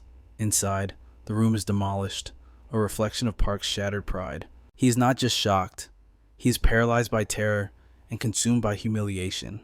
That brief glimpse of power was enough. Park knows, deep down, that he cannot defeat Cha Si-hyun in a fair fight. Desperation breeds madness. The guild leader decides to resort to extreme measures. From this moment on, he will cast aside all restraint. Stepping out of the wreckage, he summons his assistant. They have a destination. They are going to meet the celestial god of war. 1 week later, the Aurora marketing team is under siege. They are receiving hundreds of calls about Cha Si-hyun, despite him not even being an official guild member. But one inquiry makes a young staff member snap. Someone asks if guild leader Lee is dating the rookie. The suggestion irritates the young man to his core. Inside the meeting room, and the chaos is palpable. Employees shout in frustration. One reports they have received 328 calls about Cha Si-hyun and 800 fan letters addressed to him. The majority are from reporters and hunters desperate to join the protagonist's guild. But there are also sponsors and television shows begging for his attention. However, following the hero's cold command, every single offer was rejected, save for one. Suddenly, a shout from outside interrupts the report. The chief secretary is needed immediately. And looking at his face, he is absolutely done with this nonsense. Guild leader Lee turns to the hero. She asks if he's enjoying his newfound stardom. The protagonist sighs. He detests this meaningless noise. Cha Si-hyun jokes that she should thank the chief secretary for suffering in his place. The mood softens. It may be late, but Lee needs to apologize. She tried to suppress his martial arts. She admits it was her own ego speaking. But beneath that pride and lay genuine worry for his safety. Cha Si-hyun listens calmly. She confesses she underestimated him. Fearing he would lose control, the protagonist waves it off. He cares little whether Park witnessed his true power or not. He suspects the leader of Twilight felt the vast gap in power between them. Fear will keep them at bay for now. Though, frankly, Cha Si-hyun is the one itching to hunt them down for daring to touch his sister. A faint smile of satisfaction touches Lee's lips, changing the subject. She notes that Twilight is crumbling. Park has gone into hiding. Even the neutral factions are flocking to join Aurora. Her guild is now the undisputed king of Korea, and it is all thanks to the protagonist. This is a formal gratitude from the vice leader to the legendary master of the Limitless Guild. Cha Si-hyun smiles, glad to see his friend's confidence finally restored. They clasp hands. He adds that he will remain under her banner a little longer. Our hero checks the time. It is getting late. His sister is likely already worried. As he prepares to leave, Lee asks a final question. Why accept the invitation to the Jeju Island Guild Alliance when he rejected all others? Simple. He is bored of the local dungeons. His level has stagnated. But more importantly, Jeju Island is the perfect spot for a family vacation. Cha Si-hyun bids her farewell, promising to return in a month. But if our hero had glimpsed the threads of fate, he never would have stepped foot on that cursed island. At the airport, the atmosphere is bright. Cha Eun-sol is practically vibrating with excitement. They have arrived at Jeju Island. She beams, saying it is her first visit. Watching her joy, a rare warmth fills the protagonist's eyes. They discuss their itinerary happily, but suddenly, a voice cuts through the crowd. It is the Tama Guild. The welcome committee has arrived, and our heroes are left completely stunned. Tension hangs in the air, thick enough to cut with a knife. They try to give the stranger the cold shoulder, but in a blur of motion, he closes the distance before our hero can react. His hand is seized in an iron grip. The eccentric stranger introduces himself as Kim Kun, the guildmaster of Team Tamna. Cha Eun-seol's eyes widen in disbelief. How can someone younger than her already hold such immense authority? But the surprises keep coming. The guildmaster confesses he is actually a massive fan of the protagonist. He even sheepishly asks for a signature later, acting more like a fanboy than a leader. As the fanboying continues, our main character stands there with a deadpan expression. All he wants to do is turn around and go back home. Kim Kun also recognizes Cha Eun-seol immediately, identifying her as the representative of Aurora and the sister of his idol. Suddenly, an assistant steps in, reminding the young leader that time is of the essence. Even though Kim Kun wants to chat, the clock is ticking. They are already behind schedule, so he insists on briefing them on the details while they move. Our hero clearly has zero interest in this little field trip, but Kim Kun drags him along regardless, his enthusiasm completely overpowering the protagonist's reluctance. As Kim promises a grand tour of the island later, a sinister presence lurks in the shadows. A man speaks into a radio in Chinese, confirming that Cha Si-hyun has finally set foot on the island. A voice on the other end snaps back, warning him to drop the Chinese language before he blows their cover. The spy stands up, visible irritation etched on his face. He grumbles that his vacation is officially ruined.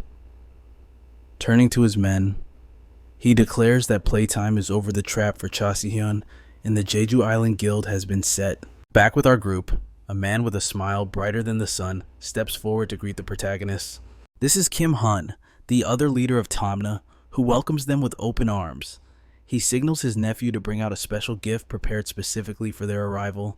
Cha Eun-seol's mouth waters, expecting a legendary island delicacy.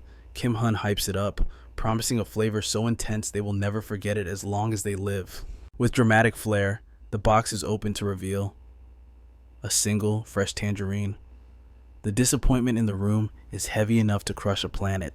Cha Eun-seol looks ready to commit murder right then and there, but her brother grabs her, barely restraining her unleashed fury. The Tamna leaders quickly apologize for the joke and shift gears. The atmosphere turned serious instantly. They did not bring the heroes here for sightseeing. Kim-kun begins the briefing. He explains that Tamna refused to bow to the Hunter Association system, establishing their own independent sovereignty on the island. They tried to remain neutral in the war between the major guilds, but everything changed when high-level dungeons began spawning. These are calamities that only hunters above level 40 can hope to survive. Tamna is in a crisis. They have 0 hunters at that rank because the 2 major guilds have hoarded every single elite awakener in the country. Our hero tilts his head, confused. He asks why they do not just ignore the dungeons after all. If the monsters break out, it becomes a national emergency for everyone else to deal with. Kim-kun shakes his head grimly. If they fail to clear the dungeons, they lose their legal rights over the territory, and the major guilds will swoop in to crush their independence. He clenches his fist, explaining the blood, sweat, and tears they poured into keeping outsiders off their precious island. They were on the brink of collapse, ready to lose everything. But in their darkest hour, a beacon of hope flashed across the television screen. They saw Cha Si-hyun, an independent hunter with god-tier power, appearing from nowhere. He was the miracle they had been praying for. Listening to this emotional speech, the protagonist stares blankly. He concludes that these people are absolutely out of their minds. The 2 Kims bow in profound gratitude, but our hero waves it off coldly. He bluntly states he is only here for the EXP and the chance to power up. He turns to leave, ready to dive straight into the dungeon, but his sister grabs his shoulder and tells him to pump the brakes. She claims there is a matter of grave importance to settle first. The main character is confused, until she reveals her true priority, feasting on the island's famous black pork and trout. Later, deep inside a dungeon, a massive explosion rocks the cavern. The members of the Tamna Guild are locked in a desperate struggle for survival. A warrior grits his teeth, frustration boiling over as his attacks bounce harmlessly off the enemy, but they are facing the terrifying fire venom monkeys. The beast opens its maw, unleashing a torrent of scorching flames. A shield bearer throws himself in the line of fire, bracing for impact. The warrior screams for him to hold the line, but the magical barrier begins to crack and sizzle under the potency of the toxic fire. The venom is so acidic it melts the very stone beneath them. The hunter's eyes widen in terror.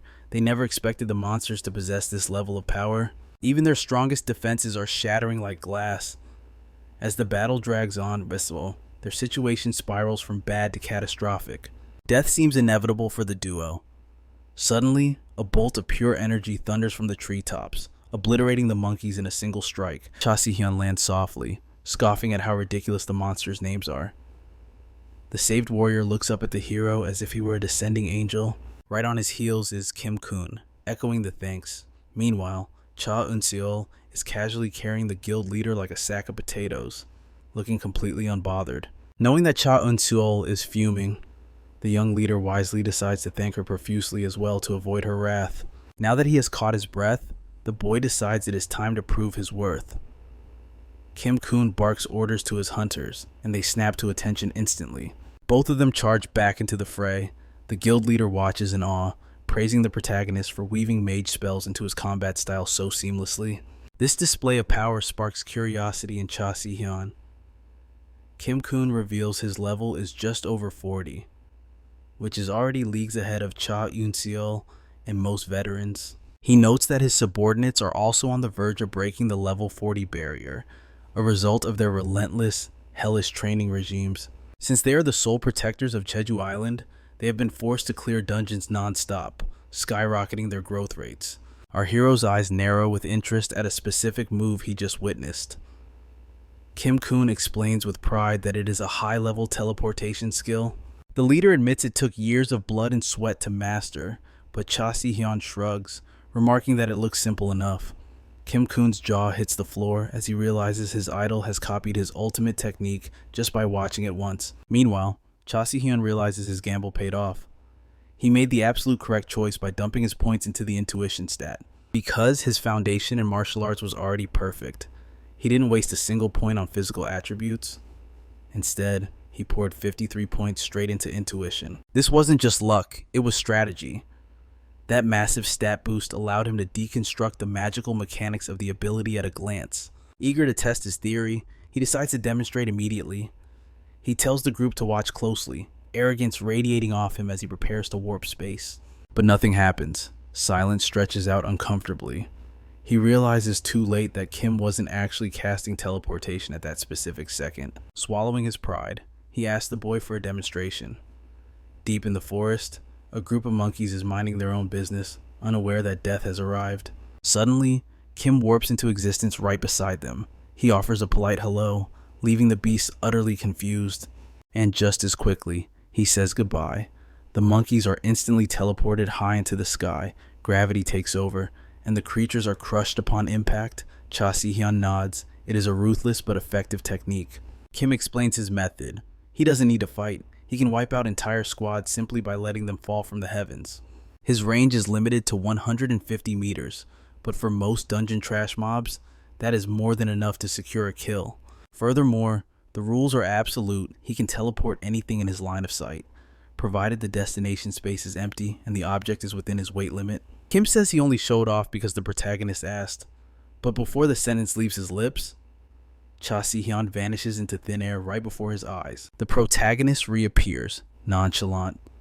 He explains that after hearing the theory and watching it once, the skill has been acquired. He just needs a little fine-tuning. With the training session over, the party settles down to refuel their stamina. Cha Eun-seol scolds the group for dropping their guard in a danger zone. Kim admits she is right, but argues that their hard work deserves a momentary reward. But the Ice Queen remains stubborn, refusing to relax even for a second. The young leader offers some food to Cha Si-hyun, marveling at how he is already mastering high-level spatial magic. Between bites, Cha Si-hyun remarks that for a grandmaster like himself, absorbing new arts is child's play. Watching his arrogance, Cha Eun-seol looks ready to punch her own brother in the face. She warns Kim not to compare himself. It is impossible to learn anything from her brother because he is a monster who defies the laws of common sense. But the boy reminds her that he is the team leader. That title carries weight. It puts him in a position where he can afford to be comfortable. Yet lately, he feels like he has hit an unbreakable wall in his growth. Kim quickly apologizes for the heavy atmosphere. Even though his teammates trust him, deep down, he feels crushed by his own incompetence. He confesses his greatest fear is becoming dead weight. He tries to apologize again, but Cha Eun-seol aggressively stuffs food into his mouth. She commands him to shut up and eat because Kim Ji-goo's gimbap is too delicious to be ruined by self-pity. Kim is genuinely touched by her clumsy kindness, but while the two share a moment, Cha Si-hyun interrupts, asking about the hunt's trajectory. The monkeys are not just numerous, their agility is problematic. There is a hard cap on how many enemies Kim can teleport at once. That is why the leader wanted to lure them slowly. Cha Eun-seol points out the fatal flaw if they aren't careful. The monsters could swarm a single target instantly. The protagonist smirks. He suggests that he might have the perfect countermeasure. He brings up a specific skill sovereignty, a B-rank power capable of crushing or inspiring a target using nothing but sheer spiritual pressure. Cha Si-hyun explains he looted this skill from the bird dungeon. Originally, subduing monsters with willpower seemed useless to a warrior like him. However, this power dominates the mind. He has successfully fused it with his mind sword technique, allowing him to issue mental commands to lesser beings. He had tossed this skill into the back of his mind, as playing puppeteer never appealed to his combat aesthetics. But combining the mind sword with sovereignty changes everything. This time, it will be the ultimate crowd control weapon. Cha Si-hyun activates telepathic domination. Invisible hands of mana sweep through the forest, hunting for prey. The energy expands until it locks onto the monkey colony. A command manifests in the air before him. With a thought, he awakens the horde. Kim and his sister look terrified, but the protagonist calmly asks if the leader has enough mana for a few final teleports. Kim stammers a yes. Cha Si-hyun smiles viciously. That is good, because he has just kicked the hornet's nest. The ground begins to shake. The hunters assume it is an earthquake, but in a dungeon, tremors mean only one thing. A stampede is approaching. A single monkey drops from the canopy in front of them. The tanker lets out a breath, thinking it's just a stray. He was wrong. Looking up, he freezes. Hundreds of glowing red eyes are staring back from the darkness of the trees. Pure terror grips the group as they realize they are completely surrounded. Cha Si-hyun barks an order. Kim must evacuate the team immediately. He will handle the slaughter alone. Seeing the determination in the protagonist's eyes, Kim nods. But Cha Eun-seol refuses to abandon her brother to an entire army. The monkeys are tensing up, waiting for the split second to tear them apart. Kim screams Cha Eun-seol's name, apologizing as he activates his skill on his own teammate, Space Warps, and she is teleported away against her will. The party vanishes, leaving the protagonist alone in the clearing. Finally, the restraints are off. Cha Si-hyun swears he will hold nothing back. A cataclysmic explosion of mana erupts, growing larger and more devastating with every passing second. From a safe distance, Kim watches in sheer awe at this display of godlike power. The entire party stands frozen in silence. They cannot comprehend that a mere human is capable of such destruction. It confirms the terrifying rumors that this hero must have surpassed level 60 long ago. The team leader asks the girl if it was the protagonist who drew the monsters in, but she is trembling too violently to give an answer. Kim assumes he understands. No matter how invincible Cha Si-hyun seems, he's the only family she has left. With a heavy heart, he steps in to comfort her. The young leader assures her that her brother is a monster in his own right and that no harm will befall him. All Kim asks is for her to have faith in her bloodline. But Cha Yeon-seol is left speechless because he has completely misread the situation. She isn't worried in the slightest. She is absolutely furious that Cha Si-hyun is hogging all the experience points for himself. Even after promising they would share the loot, Kim thought she was trembling with fear, but she snaps back that his logic doesn't even make sense. At this very moment, amidst the slaughter, Cha Si-hyun must be the happiest man in the entire world. The protagonist himself didn't expect his aggro range to extend this far. By perfectly combining both skills, our hero has forced every single dungeon monster to rush toward him, a strategy that makes his life infinitely easier. It seems his plan worked like a charm. Cha Yeon-seol is stuck waiting for the scraps, while only distant explosions of energy light up the horizon. Meanwhile, far away, Guildmaster Lee suddenly senses a disturbance in the air. The secretary notices her shift in demeanor and asks if she is unwell. She replies that she could have sworn she just felt a terrifying, evil laugh echo through the mana. Seeing that the immediate danger has passed, she returns to her duties. The latest intelligence report states that Park, the master of the Twilight Guild, has not been seen leaving his residence. Furthermore, the hunters from the guilds are maintaining an ominous silence. The silver lining is that the Aurora Guild easily secured the dungeons that were in dispute. It seems they won't need to stress about the Twilight Guild's interference for the time being. However, Lee is deeply unsettled by the fact that Park is laying low after being so publicly humiliated on national television. What she fears most is that he is plotting a counterattack from the shadows.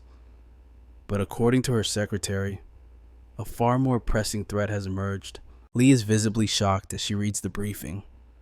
The news concerns a high-risk dungeon that is manifested in the Taebaek Mountains. It is a catastrophic level 13 gate, requiring hunters to be at least level 60 to even stand a chance. To make matters worse, the environment inside is a harsh desert. Without a shadow of a doubt, it is the most grueling dungeon in existence. This gate opens into a vast, scorching wasteland where hunters wouldn't even see the colossal predator stalking them. Reports confirm insectoid monsters the size of skyscrapers are roaming the sands, marching relentlessly toward the city. Even though their numbers are few, a single one possesses enough power to require a high-rank hunter squad just to hold it back. And that terrifying assessment was confirmed by the Guild Association chairman himself.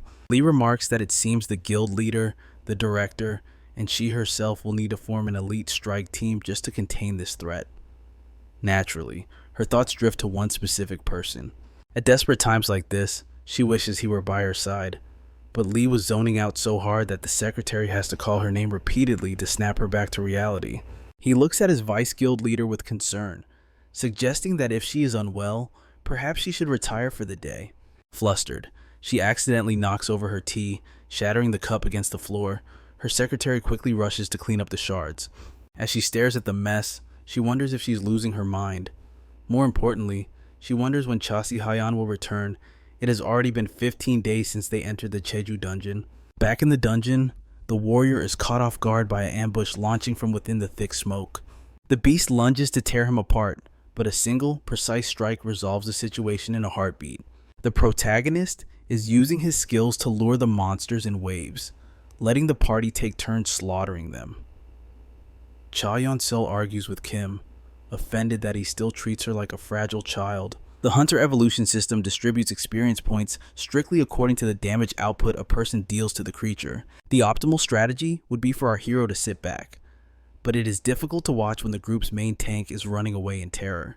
At moments like this, he is forced to intervene. Cha Si-hyeon blinks behind the coward and drags him out of the jaws of death.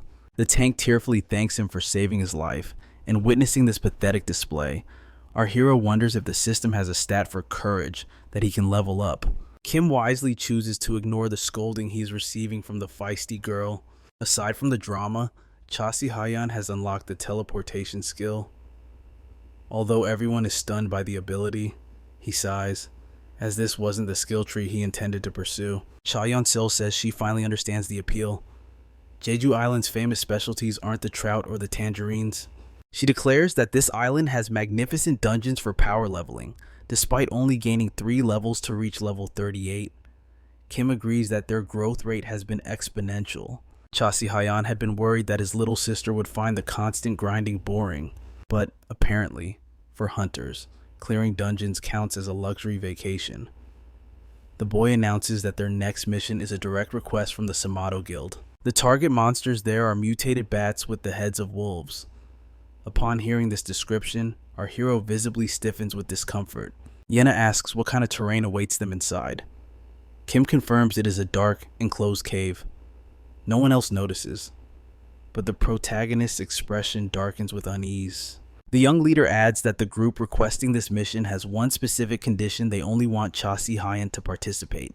Apparently, the darkness in this abyss is so absolute that arrows and teleportation skills are rendered useless. Hearing this, Cha Si-hyeon feels the sting of being underestimated, and irritation begins to boil beneath his skin. Our hero finds the situation suspicious, but fatigue weighs heavy on everyone, so he agrees to proceed. He vows to complete this mission in record time. However, the mere thought of entering a cave drags up memories he desperately tried to bury. A man named Jongo steps forward, introducing himself to the protagonist as the guild leader of Sanbado and their guide for this dungeon. Assuming the legendary Cha Si-hyeon has already been briefed, Jongo wastes no time and leads him straight toward the cavern's mouth. Deep within the forest, the ominous green glow of the portal pulses, and our protagonist stands before it, steeling his resolve. Just the concept of being trapped underground makes the protagonist far more nauseous than he anticipated. The trauma runs deep, but no matter what horrors lurk inside, he must finish this. Inside, he unleashes his power, frying the bat wolves with a devastating electrical storm. The pace is brutal. One of the support hunters asks in panic what they should do, as the protagonist is advancing faster than they can keep up.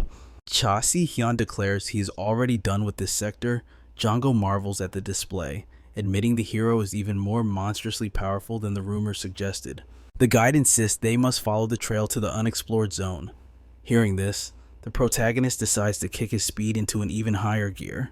A guild member timidly asks if Cha Si-hyeon is alright, but he offers only cold silence in return.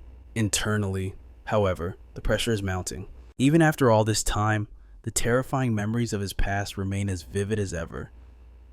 Jongo notices the tension and suggests they take a short break if the hero is feeling unwell. But the moment those words leave his lips, the guide instantly regrets them. Cha Si-hyeon snaps back that he's fine, and the look in his eyes warns that he will not repeat himself a second time. Jongo hastily retreats, offering a juice pouch as a peace offering, but all our hero can think about is escaping this suffocating darkness before he loses control and destroys everyone present. The guide warns that the path ahead is treacherous, claiming he has mapped this area personally, yet their overly cautious behavior only deepens the protagonist's suspicion. Or perhaps Cha Si-hyeon is just on edge. Jongo tries to lighten the mood, mentioning that the Seok-Garam Grotto is far more beautiful than these damp, miserable caves. He offers to take our hero on a tour there someday, but the offer is met with a cold, flat refusal.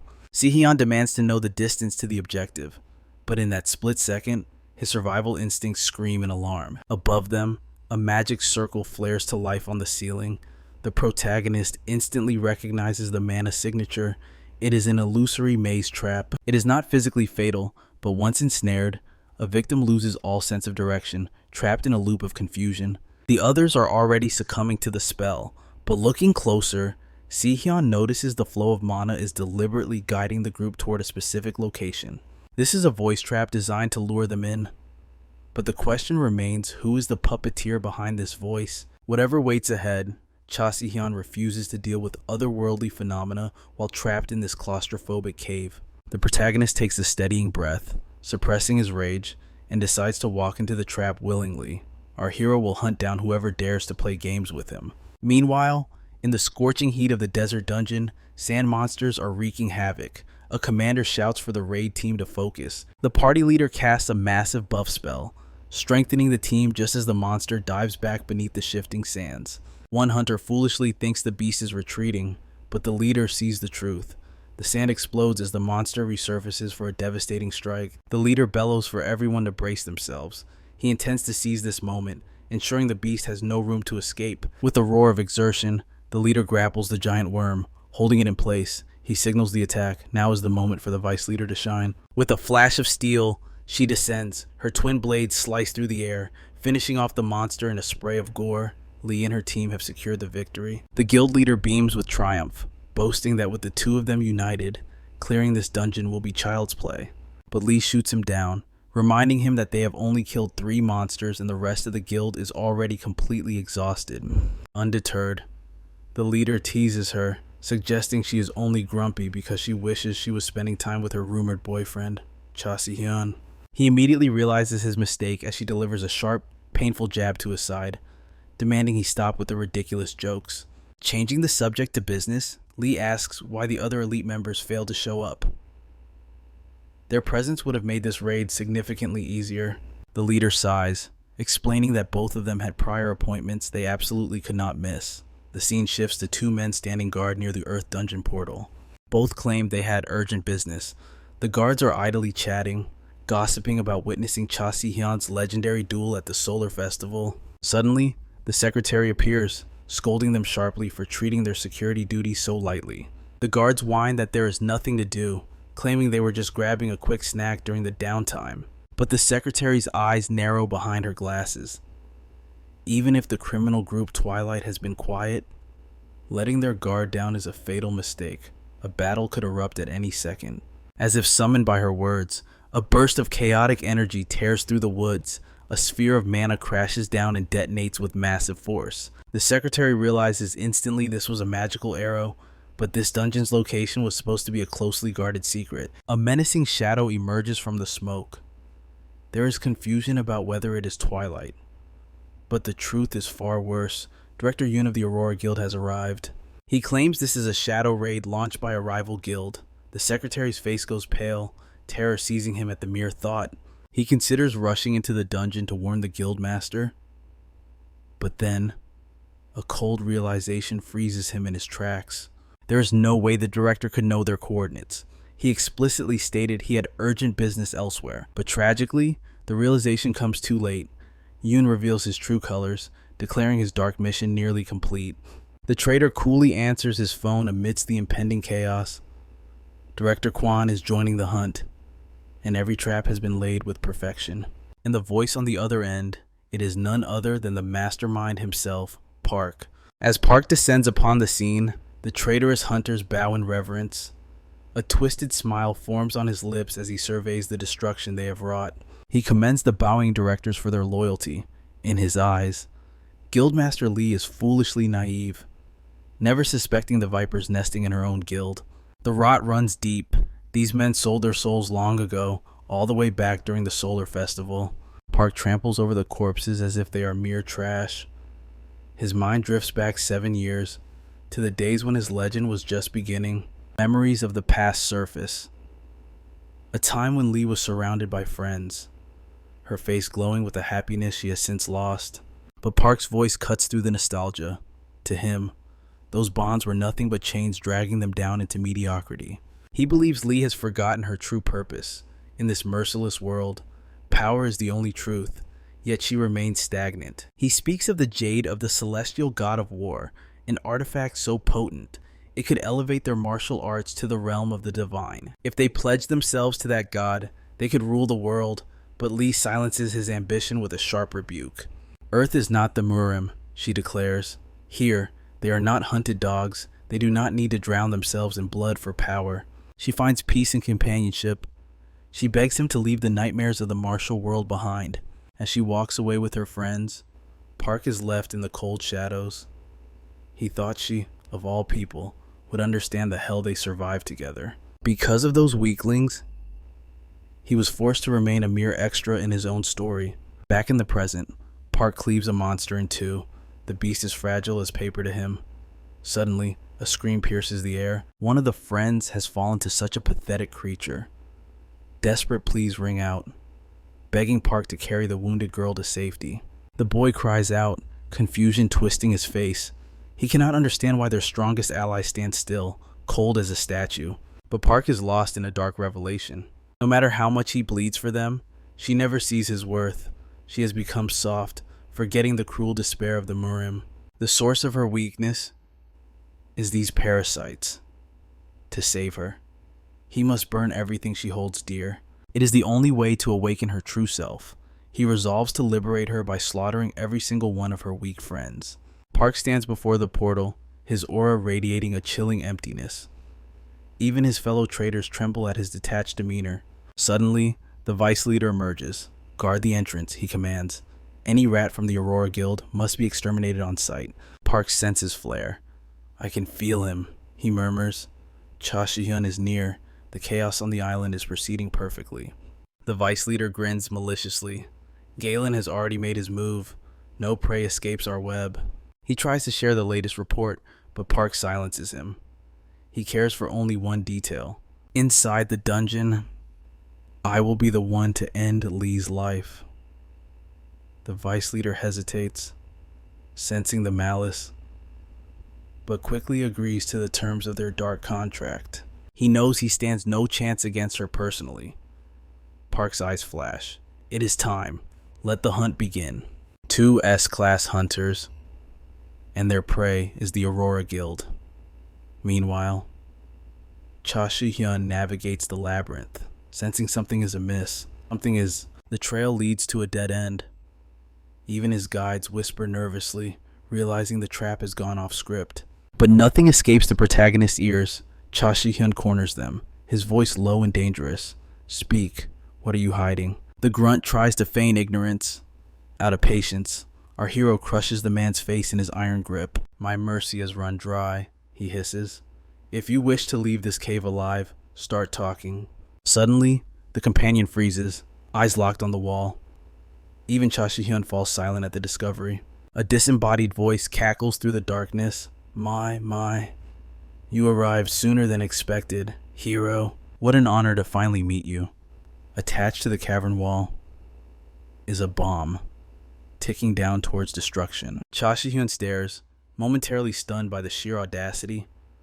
Then the world erupts in fire. Deep in the dungeon, a chill runs down Lee's spine. She shakes off the ominous premonition. The mission must come first. Four beasts lunge from the shadows, but then a deafening boom echoes from the rear, an explosion. Right where her teammates were resting, the Aurora Guildmaster spins around, blade ready, but the enemy mage is already weaving a spell of evasion. In that critical moment, the rough fighter seizes a brutal opening, unleashing a savage attack. Yet, the leader, despite his wounds, unleashes a desperate counterstrike with every ounce of his remaining strength. But the rough fighter expertly evades the blow. Though his situation remains dire, he's trapped in the absolute worst position imaginable. Facing Jang alone is a monumental task, but now with both of them, his demise seems certain. And still, the sinister figure of Park watches, observing every desperate struggle. The leader of Aurora finds himself utterly at a loss, his strategies failing. Meanwhile, Park claps slowly, a mocking applause for the brutal performance he just witnessed. Park offers a condescending apology, claiming he always underestimated John. The leader of Aurora grimly states he never imagined such a brutal reunion with his rival. John, seething, demands to know how they infiltrated this place, and what became of the hunters who were guarding the portal. Park simply laughs, a chilling, dismissive sound. For him, the answer is painfully obvious. John declares that all dungeon intel was classified, screaming of an inside betrayal within the guild. Whoever the traitor may be, John vows to carve them to pieces. The mage observes his prey with a chilling smile, noting their surprising willpower. But before he can even process it, a horrific event unfolds. One of his group members collapses, fatally wounded. The boy gazes at his leader, a desperate, silent plea for help. John can only hear his agonizing cries for his very life. The night advances, blade poised to deliver the killing blow. Powerless, the leader can only unleash a scream of pure frustration for his fallen companion. Park continues his cruel mockery, calling the scene truly heartbreaking. He then coldly dismisses all their allies as mere burdens. Suddenly, Lee arrives, ready to crush the insect beneath her heel, but Jen, quick as a flash, dodges the brutal strike. Lee remarks that the kid has come to see her once more. Park, ever manipulative, believes his old friend isn't happy to see him, yet claims he missed her terribly. To Lee, however, he's merely spouting more meaningless words. She promises, with deadly resolve, that he will never utter another sound in his life. Park then orders his vice to handle her. A blur of steel and light is all that's visible as blades clash. The two exchange incredibly rapid, deadly strikes. They both land powerful blows, forcing each other back with explosive force. But Lee, despite her prowess, sustains a light cut across her face. Yet, she wastes no time, launching a swift counterattack that sends him reeling. Pure rage consumes the boy. In his fury, he manages to halt his forced retreat. But before he can react, she's already upon him, mocking him.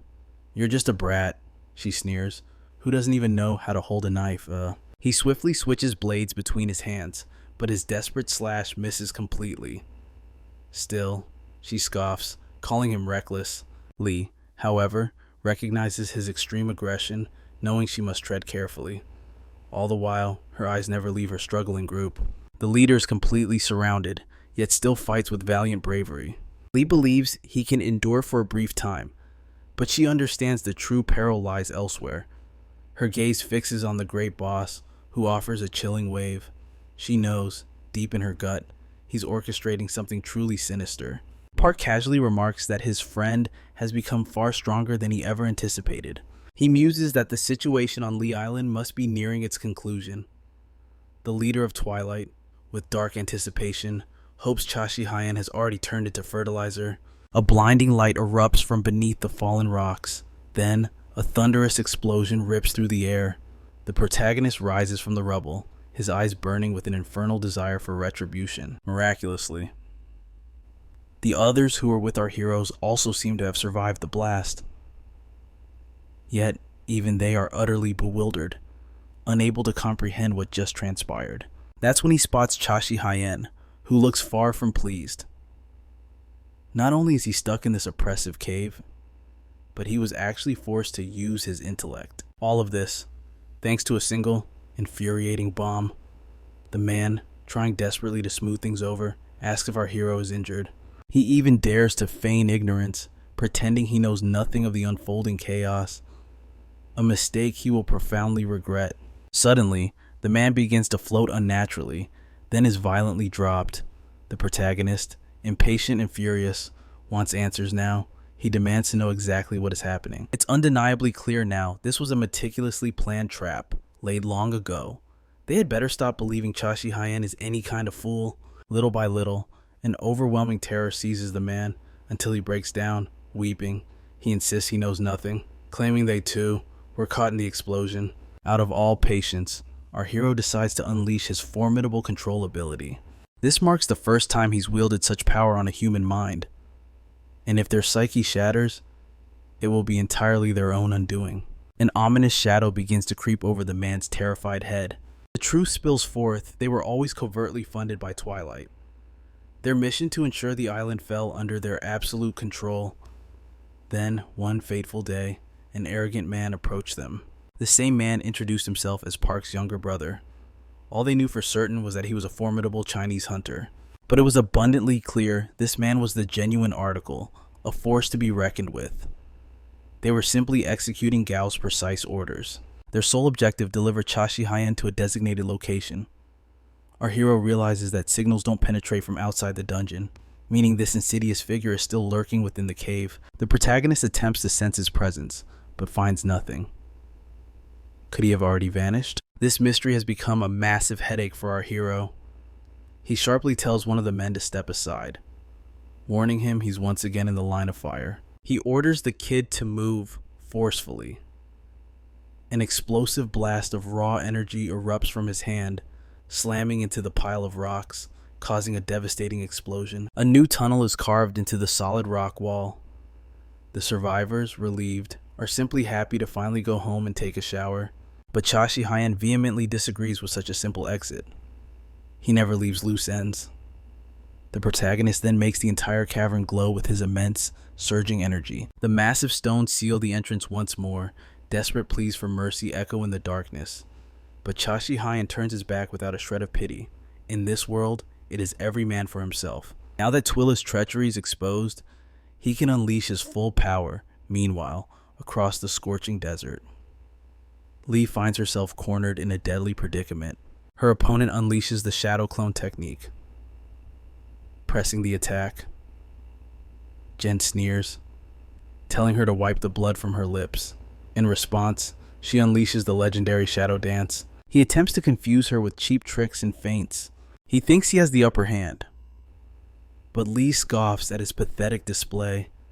She never intended to use her ultimate art. Wasting it on trash like him would be an insult. He is simply not worth her time. Enraged by her arrogance, he lunges back into the fray. Lee's eyes go cold. She is about to teach him a lesson. She will show him how a true warrior fights. The desert winds fall silent. Before red blurs tear through the landscape, the enemy gives chase, but her speed is godlike. She soars over the horde of shadow clones. Janang's eyes are locked onto her every move. His clones strike, shattering the boulders beside her. Her rhythm breaks. And suddenly, she's surrounded on all sides. She laughs, mocking him as nothing more than Park's annoying lackey. A sudden light pierces the shadows. Jang fails to track her movement as she cuts through the illusions.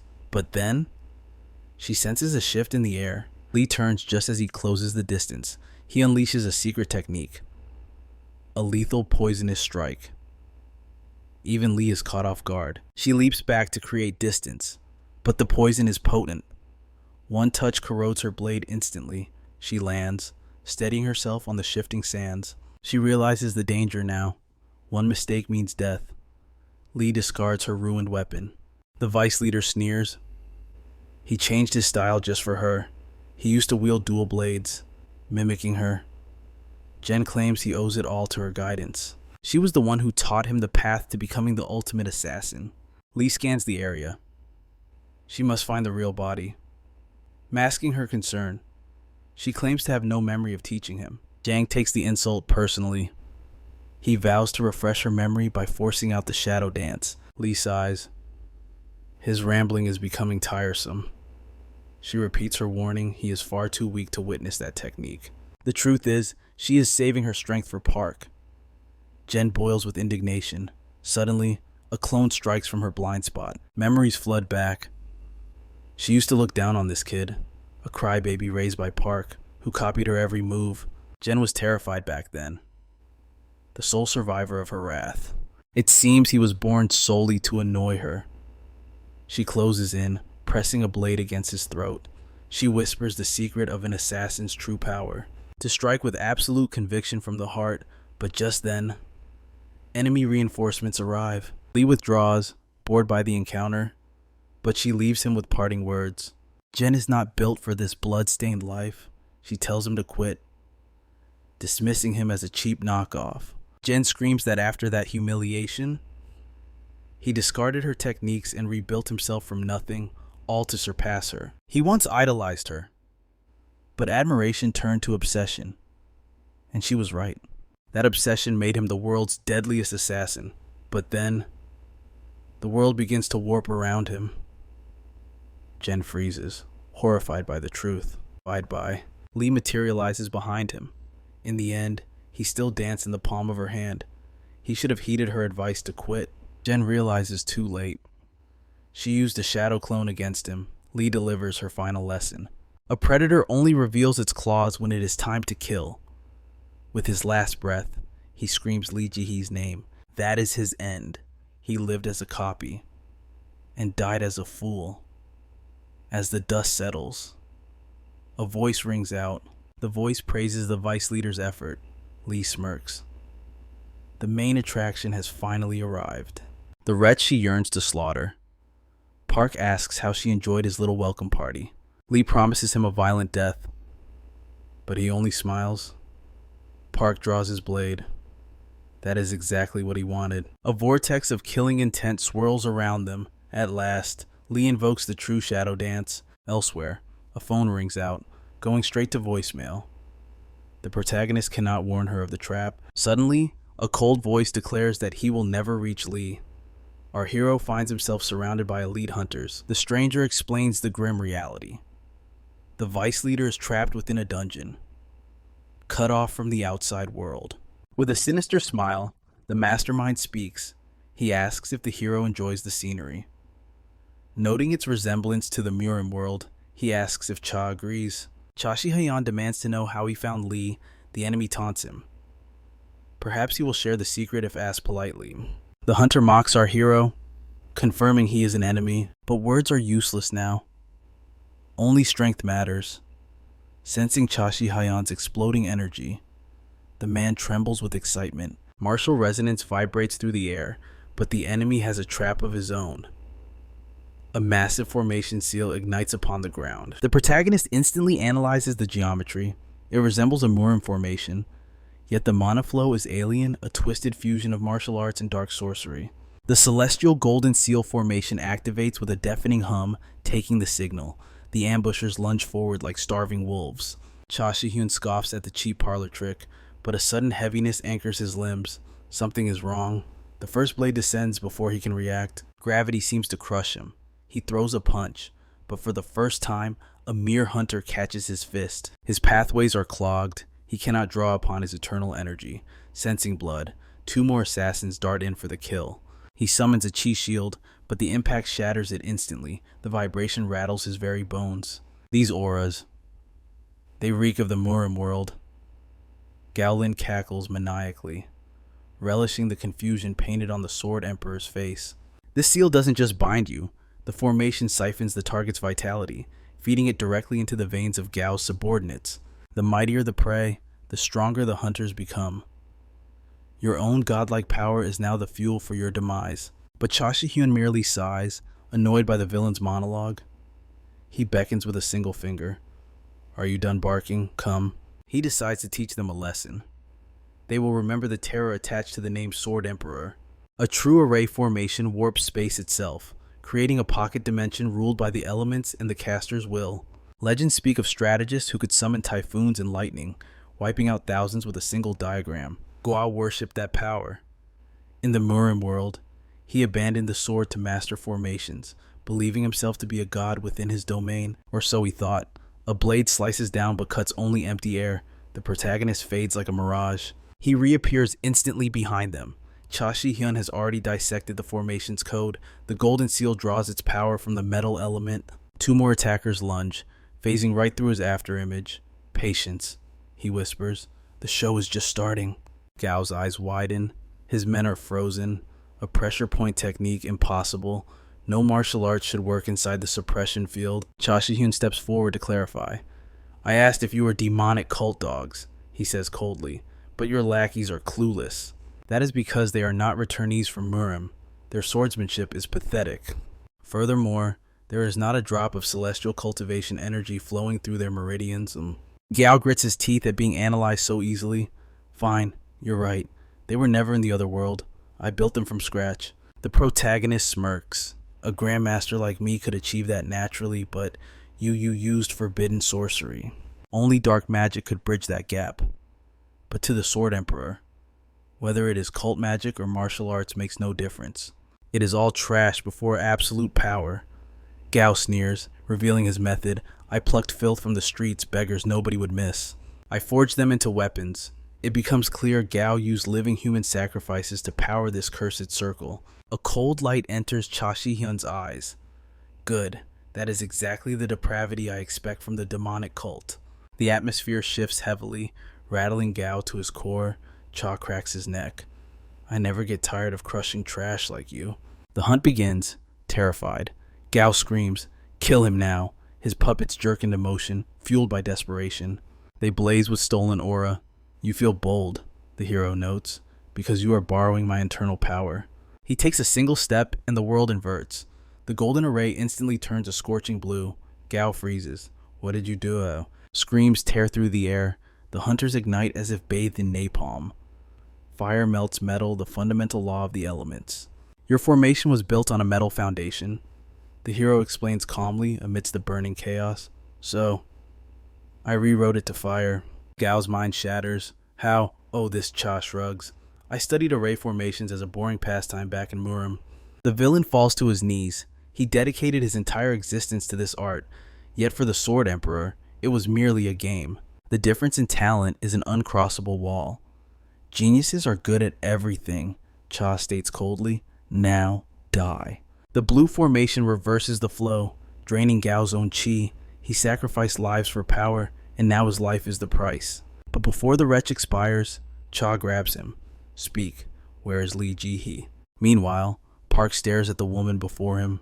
In his mind's eye, he fears seeing her corpse. He had always walked a lonely path, until he met her. Even when he was paralyzed by the nightmares of Murim, she refused to abandon him. She stood guard over his trembling form. She was his light, but now they stand on opposite sides. Park shouts, "Get up! Lee, do not disappoint me by dying here." Trembling, she forces her body off the ground. Her body is broken, but her eyes burn with an undying fighting spirit. With a roar, she launches one final assault. Park invokes his Aegis shield. Attack and defense collide, triggering a massive reflection shockwave. Lee Ji-hye is blasted backward, skidding to a halt. She is running on fumes. Even her signature shadow dance has flickered out. She gasps for air. She never realized Park was this monstrously powerful. She is given everything, yet he still stands. Vice Leader Lee steals her resolve, demanding an answer to one final question. With an arrogant smirk, Park agrees to humor her request without hesitation. She only needs to know one thing: why did he slaughter her comrades? But Park just sighs, clearly exhausted by such a tedious and boring topic. Her body shakes with uncontrollable rage. She demands the truth, sick and tired of him dodging the question time and time again. Park pauses for a heartbeat before delivering the cold, hard truth. They were weak, and crushing the weak is simply his predatory instinct. Lee scoffs at her own naivety for expecting a human response. Tears well in her eyes, but her killing intent sharpens. She is ready to end this nightmare once and for all. She launches herself forward like a streak of lightning. In a fraction of a second, she closes the distance, and their blades collide with a deafening screech of steel. A monstrous shockwave erupts from the impact, tearing up the ground. Meanwhile, miles away, Cha stares at his phone, a frown creasing his brow. A notification flashes on his screen. The intel is confirmed. Park is a sworn follower of the celestial god of war. The informant's mind shattered before revealing everything, but the tracking signal points to a location 450 meters away. Chi instantly recalls his spatial movement ability. A plan forms in his mind. He could bridge the gap in 20 minutes using his ability. Yet he pauses, questioning the anxiety tightening his chest. Why does he even care? Lee is nothing more than a business partner. In the brutal world of Mim, people die every day. It is just the way of things. But then, a memory surfaces, Lee shyly asking him on a date. Images of their shared moments flash through Cha's mind like a cinematic reel. They are warm, genuine memories, just the two of them against the world.